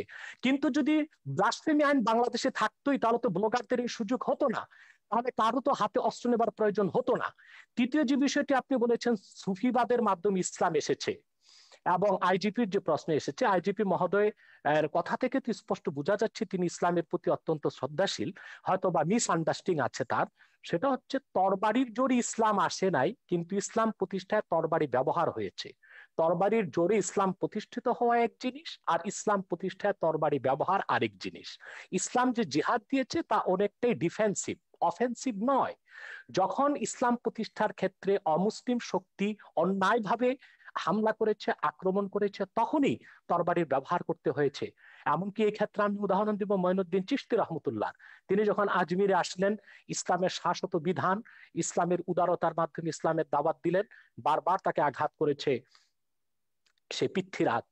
তখন ইসলামকে সুসংহত করতে যে মোহাম্মদ ঘড়িকে তিনি আহ্বান করেছেন। তরবারির জোরে তিনি ইসলাম প্রতিষ্ঠিত করেননি, তবে ইসলাম প্রতিষ্ঠার ক্ষেত্রে তরবারির ব্যবহার হয়েছে, সেটা একটা ভিন্ন জিনিস। চতুর্থ যে বিষয়টি তিনি বলেছেন, সন্ত্রাস। সন্ত্রাস তো আমাদের দেশে অনেক রকম সন্ত্রাস হচ্ছে। যারা কলমের মাধ্যমে দুর্নীতি করে হাজার হাজার কোটি টাকা বিদেশ পাচার করছে, তারাও তো সন্ত্রাসী, কলম সন্ত্রাসী তারা। যারা বাংলাদেশে বন জঙ্গল উজাড় করে গাছপালা সবকিছু বিক্রি করে খেয়ে ফেলছে, তারা পরিবেশ সন্ত্রাসী। অনেক রকম সন্ত্রাসী আমাদের বাংলাদেশে আছে। কিন্তু আমাদের দেশে যে অস্ত্র সন্ত্রাসীর কথা বলছেন, এটা জুজুর ভয়। আসলে বাংলাদেশে কোনো সশস্ত্র জিহাদি সংগঠনের অস্তিত্বই নেই। জেএমবি বলে যেটা ছিল, সেটা অনেক তদন্তের বিষয়, সেটার সাথে মূলধারার ইসলামপন্থী ও মাদ্রাসার ছাত্রদের কোনো সম্পর্ক নেই। হোলি আর্টিজানে আমরা দেখেছি যারা সন্ত্রাসী হামলা করেছে বলা হচ্ছে, তারা কেউ মাদ্রাসার ছাত্র ছিল না, তারা ইংলিশ মিডিয়ামের ছাত্র ছিল। যদিও বা তারা বলেছে জাকের নায়কের কথায় তারা উদ্বুদ্ধ হয়েছে। আমি ওপেন চ্যালেঞ্জ করব, জাকের নায়কের এমন একটি বক্তব্য কেউ দেখাতে পারবে না যেখানে তিনি সশস্ত্র, যেখানে তিনি সন্ত্রাসকে উস্কে দিয়েছেন। জাকির নায়কের কোন একটি বক্তব্যে এটা দেখানো যাবে না। মূলত এটা ছিল একটি প্রি প্ল্যান প্রোগ্রাম। জাকির নায়কের বক্তব্য বন্ধ করা, ভারত থেকে তাকে বিতাড়িত করার জন্য এটা একটি সাজানো নাটক ছিল। এবং তাতেও আমাদের বাংলাদেশের কোনো মাদ্রাসার ছাত্র শিক্ষক জড়িত ছিল না, ইংলিশ মিডিয়ামের ছাত্ররা জড়িত ছিল। অতএব কথায় কথায় সন্ত্রাসের দায়ভার এদেশের আলেম ওলামা পীর মাশায়েখ ও মাদ্রাসা ছাত্রদের উপর দেওয়া, এটা অবিচার ছাড়া আর কিছুই নয়। এটা প্রত্যক্ষ বা পরোক্ষ যেভাবেই হোক ইসলাম বিদ্বেষ ছাড়া আর কিছু নয়। শিক্ষা ব্যবস্থায় আজকে ধর্মনিরপেক্ষতার প্রভাব বাড়ানো হয়েছে। সেখানে বাংলাদেশের শিক্ষা ব্যবস্থায় যে ধর্মনিরপেক্ষতার প্রভাব আসতেছে, সেটাকে আমরা দেখতেছি ধর্মহীনতা। ইসলামের মূল আকীদা বিরোধী অনেক শিক্ষা আমাদের শিক্ষা ব্যবস্থায় ঢুকানো হয়েছে। যেমন নবম থেকে মাস্টার্স পর্যন্ত প্রাণীবিজ্ঞান, জুলজিতে দ্য থিওরি অফ এভুলেশন, ডারউইনের বিবর্তনবাদকে ঢুকানো হয়েছে বাংলাদেশে। অথচ সারা দুনিয়ার বিজ্ঞানীগণ একমত হয়েছে, the theory of evolution is not a scientific fact, it is nothing but hypothesis of Darwin. বিবর্তনবাদ এটা বৈজ্ঞানিক কোনো প্রমাণিত বিষয় নয়, এটা হচ্ছে ডারউইনের একটি মন গড়া মতবাদ। অথচ তা আমাদের শিক্ষা ব্যবস্থায় ঢুকানো হয়েছে। যারাই বিবর্তনবাদ করবে, পরকালে তারা অবিশ্বাসী হবে, ইসলাম থেকে তারা দূরে সরে যাবে। অত্যন্ত কৌশলে ধর্মনিরপেক্ষতা যে সংজ্ঞাতেই আমাদের দেশে বলা হোক, বঙ্গবন্ধু যে সংজ্ঞায় ধর্মনিরপেক্ষতার কথা বলেছিলেন, আজ ধর্মনিরপেক্ষতার ধ্বজাধারীরা বঙ্গবন্ধু সেই আদর্শে নেই। তারা ধর্মনিরপেক্ষতাকে ধর্মহীনতার দিকে নিয়ে যাচ্ছে।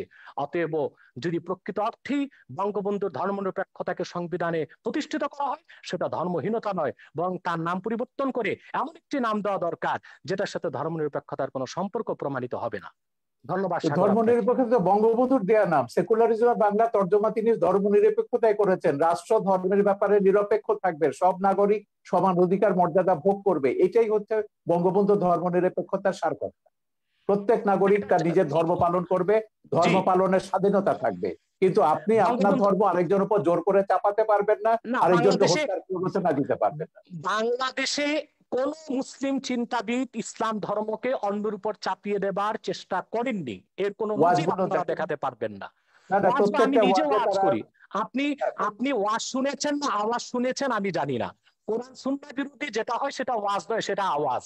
বাংলাদেশে অনেক নিম্নমানের বক্তব্য বের হয়ে গিয়েছে, যারা গলাবাজির মাধ্যমে ওয়াজ করতেছে, সেটাকে আমরা ওয়াজ বলি না, সেটাকে আমরা আওয়াজ বলি। তাদের আচ্ছা, বক্তব্য দেলোয়ার অথেন্টিক হোসেন নয়। সাঈদীর ওয়াজকেও আপনি ওয়াজ বলবেন না?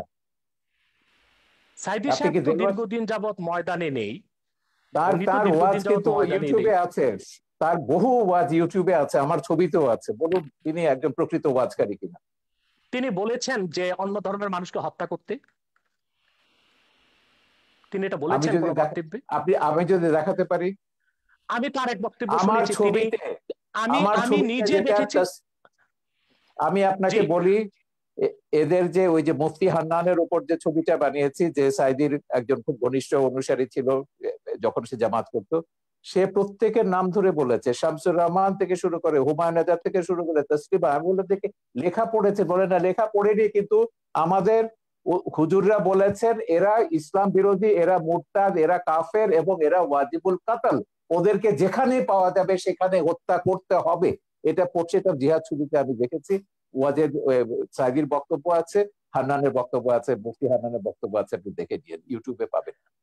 আমার মনে হয় জালাল হোসেন সাইদি সাহেব এতটা পাতলা কথা বলার লোক নয়, যদিও বা আমি তার অনেক বক্তব্য শুনিনি। তবে আমি তার একটি বক্তব্য দেখেছি, তিনি যখন বা ধর্ম মন্ত্রণালয়ের স্থায়ী কমিটির সদস্য ছিলেন, তিনি হিন্দুদের পূজা মণ্ডপে গিয়েছেন এবং তাদেরকে নিরাপত্তার ব্যবস্থা করেছেন, সেটাও তো প্রমাণ রয়েছে। আপনি এবং কিভাবে 71 বলবেন যে সালে তিনি হিন্দুদের কি করেছেন সেটা ট্রাইব্যুনালে প্রমাণ হয়েছে। 71 সালে তিনি হিন্দুদের উপর কি করে জোর করে কাকে মুসলমান বানিয়েছেন, কাকে পাকিস্তানিদের ধরিয়ে দিয়েছেন, ও সাক্ষীরা তো ট্রাইব্যুনালে এগুলো প্রমাণ করেছে।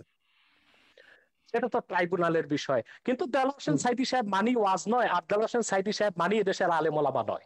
সেটা একটি বিচ্ছিন্ন বিষয়কে টেনে সকল আলেম ওলামা, পীর মাশায়েখ এবং ওয়াজ আমি নসিহতের উপর জানি যে সাইদির এইভাবে চেয়ে দায় চাপিয়ে পপুলার দেওয়া উচিত ওয়াজকারী হবে না। আর কেউ নেই বাংলাদেশে। হ্যাঁ, বাংলাদেশে সেটা তার যতজন ওয়াজকারী আছে সবচেয়ে পপুলার, সবচেয়ে বেশি ফলোয়ার হচ্ছে সাইদির, এবং আপনি বাসে টাসে সব জায়গায় সাইদির ওয়াজই শুনবেন। তো যাই হোক, তাতে আমার তো কথা আপনি হচ্ছে, তাতে তো আপনি প্রমাণ আমার কথা করছেন হচ্ছে তিনি আব্বাসী সাহেব, জনপ্রিয়, তিনি এদেশের আব্বাসী মানুষের মন সাহেব, জয় করতে পেরেছিলেন। ঠিক আছে আব্বাসী সাহেব, আমার কথা হচ্ছে, আপনি আগেও বলেছেন আমি ইসলাম বা কোনো ধর্মের বিরুদ্ধে নয়, আপনি শান্তিপূর্ণভাবে ওয়াজ করুন, ইসলামে আহ্বান করুন, কিন্তু সন্ত্রাস, হানাহানি, একে মারো, ওকে ধরো, ওকে জবাই করো, এগুলো, এই হুমকি, রাষ্ট্রকে ইসে করতে হবে, এটা করতে হবে, জেহাদ করতে হবে, এই জেহাদ মানে তো এই যে উগ্রতা। এবং এই উগ্রতার কারণে আপনি কিন্তু ওই যে ইরাকের কথা বলেছেন, আপনি কোথায় ছিলেন আমি জানি না, ইরাকে যখন রাত্রেবেলায় আমেরিকা আক্রমণ করলো, আমরা পরের দিন বিশাল মিছিল বার করেছিলাম ইরাকে আমেরিকার হামলার বিরুদ্ধে। এখন ইরাকে কি করেছে? ইরাকে তো একটা সেকুলার ইস্যু ছিল, ইরাক ছিল সাদ্দাম হোসেনের, এবং সেই সেকুলার কি ইস্যুর পরে করতো কি হলো, সেজন্য ইরাকে, মিছিল করেছেন। হ্যাঁ, ইরাক তারপর তো একটা ইসলামিক রাষ্ট্রে পরিণত হলো, এখন তারা জেহাদ করছে। যাই হোক, আমরা আমেরিকার যত জায়গাতে জেহাদিদের, এই যে তালেবান, আল কায়দা, এটা আমার ছবিতেই আছে, আমেরিকা কি করে এদেরকে তৈরি করেছে, জেহাদকে, পলিটিক্যাল ইসলামকে কিভাবে আমেরিকা মদদ দিচ্ছে, এটা আমার ছবিতেই আছে। সোভিয়েত ইউনিয়নকে ধ্বংস করবার জন্য আমেরিকা পলিটিক্যাল ইসলামকে সবুজ বলয় তৈরি করেছে লাল বলয়ের পাশে। এটা আজকে সর্বজন বিদিত সত্য। আমেরিকা এখন তৈরি করে, এখন তারা নিজেরা ফ্রাঙ্কেনস্টাইনের ভয় দেখছে, 9/11-এর মতো ঘটনা করছে। তো আমেরিকাদের বলেছে, জামাত ইসলামীকে তো এখনো তারা মডারেট ইসলামিক পার্টি মনে করে, এখনো জামাত প্রেম তাদের কাটেনি। পরশুদিন আমেরিকার স্টেট ডিপার্টমেন্টের সঙ্গে আমাদের একটা দীর্ঘ ওয়েবিনার হয়েছে। তো আমেরিকা বলুন, আমেরিকার শয়তানিও আমরা জানি, ধর্ম নিয়ে যারাই রাজনীতি করেছে তারাই সংখ্যালঘুদের উপর, মানুষের সমান অধিকার মর্যাদার উপর আঘাত করেছে। এগুলো আমাদের ভুলে যেতে হবে। আমাদের কথা হচ্ছে সমাজে সংখ্যাগরিষ্ঠ থাকবে, সংখ্যালঘিষ্ঠ থাকবে, আস্তিক থাকবে, নাস্তিক থাকবে। আমাদের কি করে আমরা শান্তিতে বাস করব, দেশটাকে এগিয়ে নিয়ে যাব। আপনি ধর্ম প্রচার করুন না, শান্তিপূর্ণভাবে ধর্ম প্রচার করার অধিকার তো সংবিধান আপনাকে দিয়েছে। বঙ্গবন্ধুর ওই যে ধর্মনিরপেক্ষতার যে ব্যাখ্যাটা দিয়েছেন, সেখানে বলেছে প্রত্যেক ধর্মের মানুষ শান্তিতে তাদের ধর্ম পালন করবে, প্রচার করবার সব রকম স্বাধীনতা দেওয়া হয়েছে। কেন একটা ধর্ম আপনাকে জোর করে অন্যের উপর চাপিয়ে দিতে হবে? আপনি দাওয়াত দিন শান্তিপূর্ণভাবে, আমাদের কোনো অসুবিধা নেই। কিন্তু শান্তিতে যখন ধর্ম প্রতিপালন করার কথা তো বহু আগে, 1400 বছর আগে আমাদের মহানবী সাল্লাল্লাহু আলাইহি ওয়াসাল্লামও বলে গেছেন। আমার কাছে বলেছেন, আমি সেটাই বলছি, তো আমি সেটাই বলছি, মহানবী কেন, প্রত্যেক মহাপুরুষরাই বলেছে। কোরআনেও আছে, আল্লাহ প্রত্যেক জাতির জন্য আমাদের নবী দেশে পাঠিয়েছে। অশান্তিটা আপনি কোথায় দেখেছেন? আমি যদি বলি যখন রাজনীতির সঙ্গে ধর্ম যোগ ওয়ার্ল্ড করবে তখন কনটেক্সটে অশান্তি আসবে। উগ্রবাদের কারণ ওই যে উনি যেটা বলেন, আব্বাসী বাংলাদেশ সাহেব যেটা অনেক বললেন, অনেক ভালো অবস্থাতে আছে। জি, আমি তো জানি সেইটাকে নষ্ট করবার জন্য তো তারা গৃহযুদ্ধের হুমকি দিচ্ছে। এখন বলেছে 2013 সালের চেয়ে ভয়াবহ ঘটনা ঘটবে যদি বাংলাদেশ থেকে এসব ভাস্কর্য ভাঙা না হয়, সরিয়ে না হয়। গৃহযুদ্ধের হুমকিটা কারা দিচ্ছে? কারা দেশটাকে পরাজয়ের প্রতিশোধ দিতে চাইছে 71-এ? তো আপনি 71-এর পরাজয়ের প্রতিশোধ এখন নেবেন বাংলাদেশকে বললে ওমরে আফগানিস্তান বানিয়ে, আর আমরা চুপচাপ বসে বসে দেখবো? সেজন্য আমরা সরকারকে বলেছি না, সময় এসেছে, কঠোর ব্যবস্থা নিতে হবে। এই দেশে ধর্মের নামে কোনো সন্ত্রাস অনুমোদন করা যাবে না, সেটা যে কোনো ধর্মের নামে। জি জনাব আব্বাস সাহেব। জনাব সাগর সাহেব, উনি যে কথা বলেছেন যে আসলে ওনারা যে ধর্মনিরপেক্ষ এবং অসাম্প্রদায়িক রাষ্ট্র চান, পৃথিবীর পৃথিবীর কোন রাষ্ট্রে সেই কল্পিত ধর্মনিরপেক্ষ রাষ্ট্র বাস্তবে নেই, অসাম্প্রদায়িক রাষ্ট্র নেই। সকল এবং অসাম্প্রদায়িকতা আপনাদের খিলাফত পৃথিবীর এবং কোথাও নেই, আছে। খেলাফত কোথাও নেই। খোলাফায় রাশিদিনে প্রমাণ হয়ে গেছে যে 3 জন খলিফাকে আপনারা হত্যা করেছে। শেষ করি। 3 জন আমি খলিফাকে আপনার কথা বলার সময় কথা বলি নাই, হত্যা করেছে। আমি সেটা বলছি সেই কল্পিত ধর্মনিরপেক্ষ রাষ্ট্র, কল্পিত অসাম্প্রদায়িক রাষ্ট্র পৃথিবীর কোথাও নেই। যদি ধর্মনিরপেক্ষতা অর্থ এটাই হয় সকল ধর্মের অধিকার রক্ষা, তো বাংলাদেশে ব্লগাররা যখন তখন ইসলাম বিরোধিতা করে, সেটা ইসলামের অধিকারকে ক্ষুণ্ণ করা হয়, তখন ধর্মনিরপেক্ষতা কোথায় থাকে? ব্লগাররা বাক স্বাধীনতার নামে আল্লাহ রসুল মোহাম্মদ সাল্লাহ আলাইহি সাল্লামের আরশচুম্বী মর্যাদার বিরুদ্ধে বক্তব্য দেয়, তখন ধর্মনিরপেক্ষতার কনসেপ্ট কোথায় থাকে? অতএব ধর্মনিরপেক্ষতা যারা বাংলাদেশে করতে চায় তাদের উদ্দেশ্য হচ্ছে ইসলামকে ঠেকানো, এছাড়া আর কিছুই নয়। দ্বিতীয়, তিনি খেলাফত রাষ্ট্রের কথা বলেছেন। খেলাফতের কথা, খেলাফত হচ্ছে কি? খেলাফত হচ্ছে তানফিজু আহকামিল্লাহি আজ্জা ওয়া জাল্লা, ভূপৃষ্ঠে আল্লাহর বিধানকে প্রতিষ্ঠিত করা। আমি বলবো যদিও আরবে রাজতন্ত্র প্রচলিত আছে, কিন্তু তা সম্পূর্ণ খেলাফত ভিত্তিক চলছে দেশ। সেখানে বেনামাজিকে 25 বেত্রাঘাত করা হচ্ছে, সেখানে যারা চুরি করছে তাদের হস্তকর্তন হচ্ছে, যারা জেনা করছে তাদেরকে সাঙ্গে সার করছে। এটা খেলাফত। যদিও নামে তা মুলুকিয়াত বা রাজতন্ত্র, যদিও সেটা রাজতন্ত্র, কিন্তু সেখানে খেলাফত আছে এবং খেলাফতের সব সুযোগ সুবিধা আরবের লোকজন গ্রহণ করছে।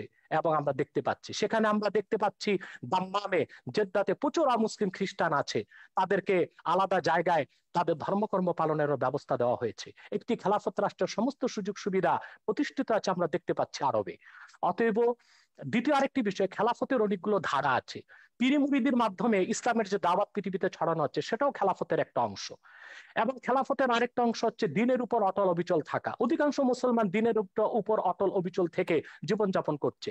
রাষ্ট্রীয়ভাবে খেলাফত প্রতিষ্ঠা সেটা মাত্র 100 বছর যাবৎ পৃথিবীতে নেই, 96 বছর আগে অবসান ঘটেছে। অতি দ্রুত মুসলিম রাষ্ট্রগুলো আবার খেলাফত ব্যবস্থায় ফিরে যাবে। আপনি যে তালেবানের কথা বলেছেন, তালেবান সন্ত্রাসী, সে সন্ত্রাসীদের সাথে যুক্তরাষ্ট্র কাতারে চুক্তিবদ্ধ হয়েছে। এখন তো সে আফগানিস্তান আবার খেলাফতের প্রতি ধাবিত হচ্ছে। পৃথিবীর সুপার পাওয়ার আমেরিকা, অন্যান্য খ্রিস্টান রাষ্ট্রগুলো তা তো থামাতে পারলো না। ব্যর্থতা কি পুঁজিবাদের নয়? পৃথিবীব্যাপী সন্ত্রাসকে উস্কে দিচ্ছে পুঁজিবাদ, আর সেটার একমাত্র উদ্দেশ্য হচ্ছে ইসলামের রাজনৈতিক উত্থানকে ঠেকানো ছাড়া আর কিছু নয়। আর আমি অনুরোধ করব বাংলাদেশের বুদ্ধিজীবী সমাজকে, ইসলামকে বিভিন্ন নামে আপনারা অভিহিত করবেন না। রেডিক্যাল ইসলাম, মডারেট ইসলাম, এই নামগুলো ইসলামের ক্ষেত্রে আপনি প্রযোজ্য তো নয়। বলছেন ইসলাম মওদুদির একটি। আকীদাকে আপনারা ইসলাম বিরোধী মনে করেন, মওদুদির অনুসারীদেরকে আপনি বলবেন কেন? সেটা কি ইসলাম বলবেন কেন? ইসলাম তো সেটাই ওইটাই যেটা তো আমি আল্লাহ বলছি। দিয়েছেন, আপনি সেটা তো সেটাই। মওদুদিকে, আপনি নাম দিবেন আপনি কেন? আপনি সেটাকে নাম দেওয়া জামাতকে যাবে না। মুসলমান বলবেন না, ইসলাম আপনি ইসলাম জামাতকে ইসলামের মুসলমান বলবেন না, জামাতও আপনাকে মুসলমান মনে করে না। তো এই বিরোধের মীমাংসা রাষ্ট্র কেন নেবে? আপনাদের এই বিরোধের মীমাংসায় আমি কেন যাব? না না, আমি এটা রাষ্ট্র বলছি এখানে না যেতে তাদেরকে পারে না। মুসলমান মনে করি না, এটা বলা হচ্ছে না, কিন্তু তারা যে ইসলামের ব্যাখ্যা দিবে সেটাই ইসলাম, এটা আমি স্বীকার করব না। না না, এটা ইসলাম তো হাফেজি সেটাই হুজুর যেটা থেকে শুরু আল্লাহ করে, দিয়েছেন। ইসলাম হাফেজি তো হুজুর সেটাই থেকে যেটা শুরু আল্লাহ করে দিয়েছেন। 72টা ওলামায়ে কেরাম তারা বলেছেন মওদুদির অনুসারীদের পেছনে নামাজ পড়া হারাম। এগুলো ফতোয়া আমরা দেখেছি, মওদুদির বিরুদ্ধে ফতোয়া দেখেছি, মওদুদির পক্ষেও দেখেছি। এই বিতর্কে রাষ্ট্রকে জড়াবেন না, এটা আলেমরা নিজেরা নিজেদের মধ্যে ফয়সালা করুন। আমরা এই বিতর্কটা রাষ্ট্রের মধ্যে আনতে চাই। আমরা অনুষ্ঠানের প্রায় শেষ প্রান্তে চলে এসেছি, শুধুমাত্র শেষ করতে হবে, আমার যেতে হবে।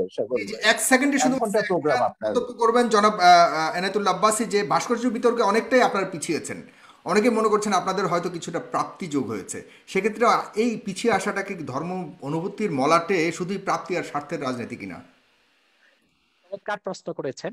আপনার উত্তরটি আমি দিচ্ছি। প্রথমে বলছি যে আমরা আহ, ইসলামের ব্যাখ্যা কোনো ব্যক্তি থেকে নিব না। আমরা ইসলামের ব্যাখ্যা নিব কোরআন থেকে, হাদিস থেকে এবং আইম্মায়ে মুজতাহিদিন থেকে, সালফে সালিহিন থেকে। অন্য কোনো ব্যক্তি বা অন্য কোনো ব্যক্তির কোনো ব্যাখ্যা আমরা যদি কোরআন সুন্নাহ মোতাবেক হয় সেটা গ্রহণ করব, নতুবা সেটা পরিত্যাজ্য। যে কথাটি বলছেন আপনি ভাস্কর্যের ব্যাপারে, যে ভাস্কর্যের ব্যাপারে আমার আন্দোলনটা ছিল অরাজনৈতিক বিরুদ্ধে, আর অনেকে করেছেন রাজনৈতিক ভাবে। পথে ঘাটে অনেকে যারা করেছেন আন্দোলন বলতে কাকে করেছেন, বোঝাচ্ছেন? যে যারা হেফাজতের নেতৃবৃন্দ বা অন্য যারা করেছেন, তারা যেহেতু রাজনৈতিক দল তাদের, সেজন্য তারা রাজনৈতিক ভাবে করেছেন। আর অরাজনৈতিক ভাবে আমরা আমাদের অবস্থান থেকে ভাস্কর্যের ব্যাপারে ইসলামের সুস্পষ্ট ব্যাখ্যা তুলে ধরেছি, যে ভাস্কর্য মিশরে আছে, তুরস্কে আছে, এগুলো কোনো দলিল নয়। কোরআন সুন্নাহ মোতাবেক ভাস্কর্য ইসলামে নিষিদ্ধ। অতএব রাষ্ট্রীয় পৃষ্ঠপোষকতায় তা যদি হয়, তাহলে বৃহত্তম মুসলমানদের অনুভূতিতে আঘাত লাগবে। বাকি যারা রাজনৈতিক ভাবে একটু নমনীয়তা অবলম্বন একই করছেন, একই কথা আমি বলেছেন বাবুনগরী, এরা মামুনুল হকরা কিন্তু একই কথা বলেছেন আপনি যেটা বলছেন। আমি একটু আমার শেষ সঙ্গে করি। টকশোতে আমি মামুনুল হক একই কথা বলছেন। আমি একটু শেষ করি। দ্বিতীয়, তারা যারা এখন নমনীয়তার পথ অবলম্বন করেছে, আমি তো তাদেরকে ধন্যবাদ দিব। তারা পরমসহিষ্ণুতাকে প্রকাশ করেছে। অর্থাৎ তারা আসলে ভাঙচুরে বিশ্বাসী নয়, তারা সন্ত্রাস সহিংসতায় বিশ্বাসী নয়। তারা রাজনৈতিক ভাষা, আন্দোলনের ভাষায় সরকারকে মেসেজ দিয়েছে যে দেশের অধিক সংখ্যক মুসলমান ভাস্কর্যকে চায় না, অতএব ভাস্কর্য না করা হোক, এটা মুসলমানদের অনুভূতির প্রতি শ্রদ্ধা দেখানো হোক। আর দ্বিতীয়ত, ভাস্কর্যের বিপক্ষে যারা আন্দোলন করেছে, কথা বলেছে, কেউ পারচেজ করেছে কি না, রাজনৈতিক স্বার্থে করেছে কি না, সেটা তাদের ব্যক্তিগত বিষয়। সেটার সাথে বৃহত্তর মুসলিম সমাজ ও অরাজনৈতিক আলেম ওলামাদের কোনো সম্পর্ক নেই। অরাজনৈতিক আলেম ওলামা ও বৃহৎ স্বার্থে যে এদেশের বৃহৎ মুসলিম সমাজ যে বিরোধিতা করছে, তা একান্তই ইসলামের অনুভূতি থেকে। দ্বিতীয়ত, যারা নমনীয়তা এখন অবলম্বন করছে, আমি তো শুনতে পেরেছি যে স্বরাষ্ট্রমন্ত্রী মহোদয়ের সাথে তারা সাক্ষাৎ করেছেন এবং স্বরাষ্ট্রমন্ত্রী মহোদয় তাদেরকে আশ্বাস দিয়েছেন যে অনতিবিলম্বেই সরকার আলেম ওলামার সাথে বসবেন এবং সুন্দর একটি সুরাহা বের করার চেষ্টা করবেন। যদি রাষ্ট্রের পক্ষ থেকে এই ধরনের আশ্বাস দেওয়া হয়, সেখানে তো আর আন্দোলন করে মাঠ গরম করার কোনো প্রয়োজন নেই। অতএব ওলামায়ে কেরাম যারা এখন শীতলতা অবলম্বন করেছেন, আমি মনে করি তারা প্রজ্ঞার পরিচয় দিয়েছেন। জি, অনেক ধন্যবাদ জনাব শাহরিয়ার কবির। আপনি অনেক ব্যস্ততার মধ্যেও আমাকে সময় দিয়েছেন, ফেস দ্য পিপলকে সময় দিয়েছেন। আপনাকে আবারও নেক্সট টাইম অন্য একটা অনুষ্ঠানে আপনাকে আশা করছি। এই বিতর্কের অবসান আমরা সবাই চাই, আপনি যেমনটা চান আমরাও চাই। এই দেশ শান্তির দেশ। এই দেশের 30 লক্ষ শহীদের রক্তের বিনিময়ে অর্জিত এই দেশে আমরা কোনোভাবে কোনো বিভেদ, কোনো আমাদের মতামতের মধ্যে, আমাদের জীবন ধারা পরিচালনার মধ্যে, জীবন ব্যবস্থার মধ্যে কোনো ধরনের বিভক্তি থাকুক, এটা আমরা কখনোই চাই না। আমরা সবাই সমানভাবেই চলতে চাই। তবে কিছু কিছু কনফ্লিক্ট যেগুলি আমাদের মনের মধ্যে আছে, সেগুলি এই ধরনের আলোচনার মাধ্যমে অনেকটাই পরিষ্কার হয়ে যাবে আমি মনে করি। এবং আশা করি আমরা সামনের বঙ্গবন্ধুর, জিয়াউর রহমানের এবং অন্যান্য যারা বড় বড় ব্যক্তিত্বরা যে এই দেশকে স্বাধীন করার জন্য জীবনকে উৎসর্গ করেছেন, তাদের যে চাওয়া ছিল সেটা পরিপূর্ণভাবে সফলতা অর্জন করবে আমি বিশ্বাস করি। তো সুতরাং এই অনুষ্ঠানটিকে আপনারা অবশ্যই নিজেদের টাইমলাইনে শেয়ার করে এবং আমাদের ইউটিউব চ্যানেলটিকে অবশ্যই সাবস্ক্রাইব করে আমাদের অন্য অনুষ্ঠানগুলি দেখার আহ্বান জানিয়ে আজকের এই অনুষ্ঠানটি এখানে শেষ করছি। জনাব ডক্টর এনায়েতুল্লাহ আব্বাসী, আপনাকে অনেক ধন্যবাদ। আপনি অসুস্থ আমি জানি আজকে, তবু আপনি এসছেন, এটা একটা বিশাল প্রাপ্তি আমার জন্য, আমার অনুষ্ঠানের দর্শকদের জন্য অনেক বড় প্রাপ্তি। আপনি অসুস্থতা নিয়েও জনাব শাহরিয়ার কবিরের সাথে বসবেন বলে আপনি এসছেন। এতে হাজারো লাখো লাখো আজকের মানুষ যারা দেখেছে, তারা অনেক আপনার প্রতি অনেক কৃতজ্ঞতা আমার পক্ষ থেকে, তাদের পক্ষ থেকে আমি জানাচ্ছি আপনার প্রতি কৃতজ্ঞতা। ধন্যবাদ, ভালো থাকবেন। জনাব শাহরিয়ার কবির ভালো থাকবেন, সুস্থ থাকবেন। ডক্টর এনায়েতুল্লাহ আব্বাসী সুস্থ থাকবেন। খুদা হাফেজ। ধন্যবাদ।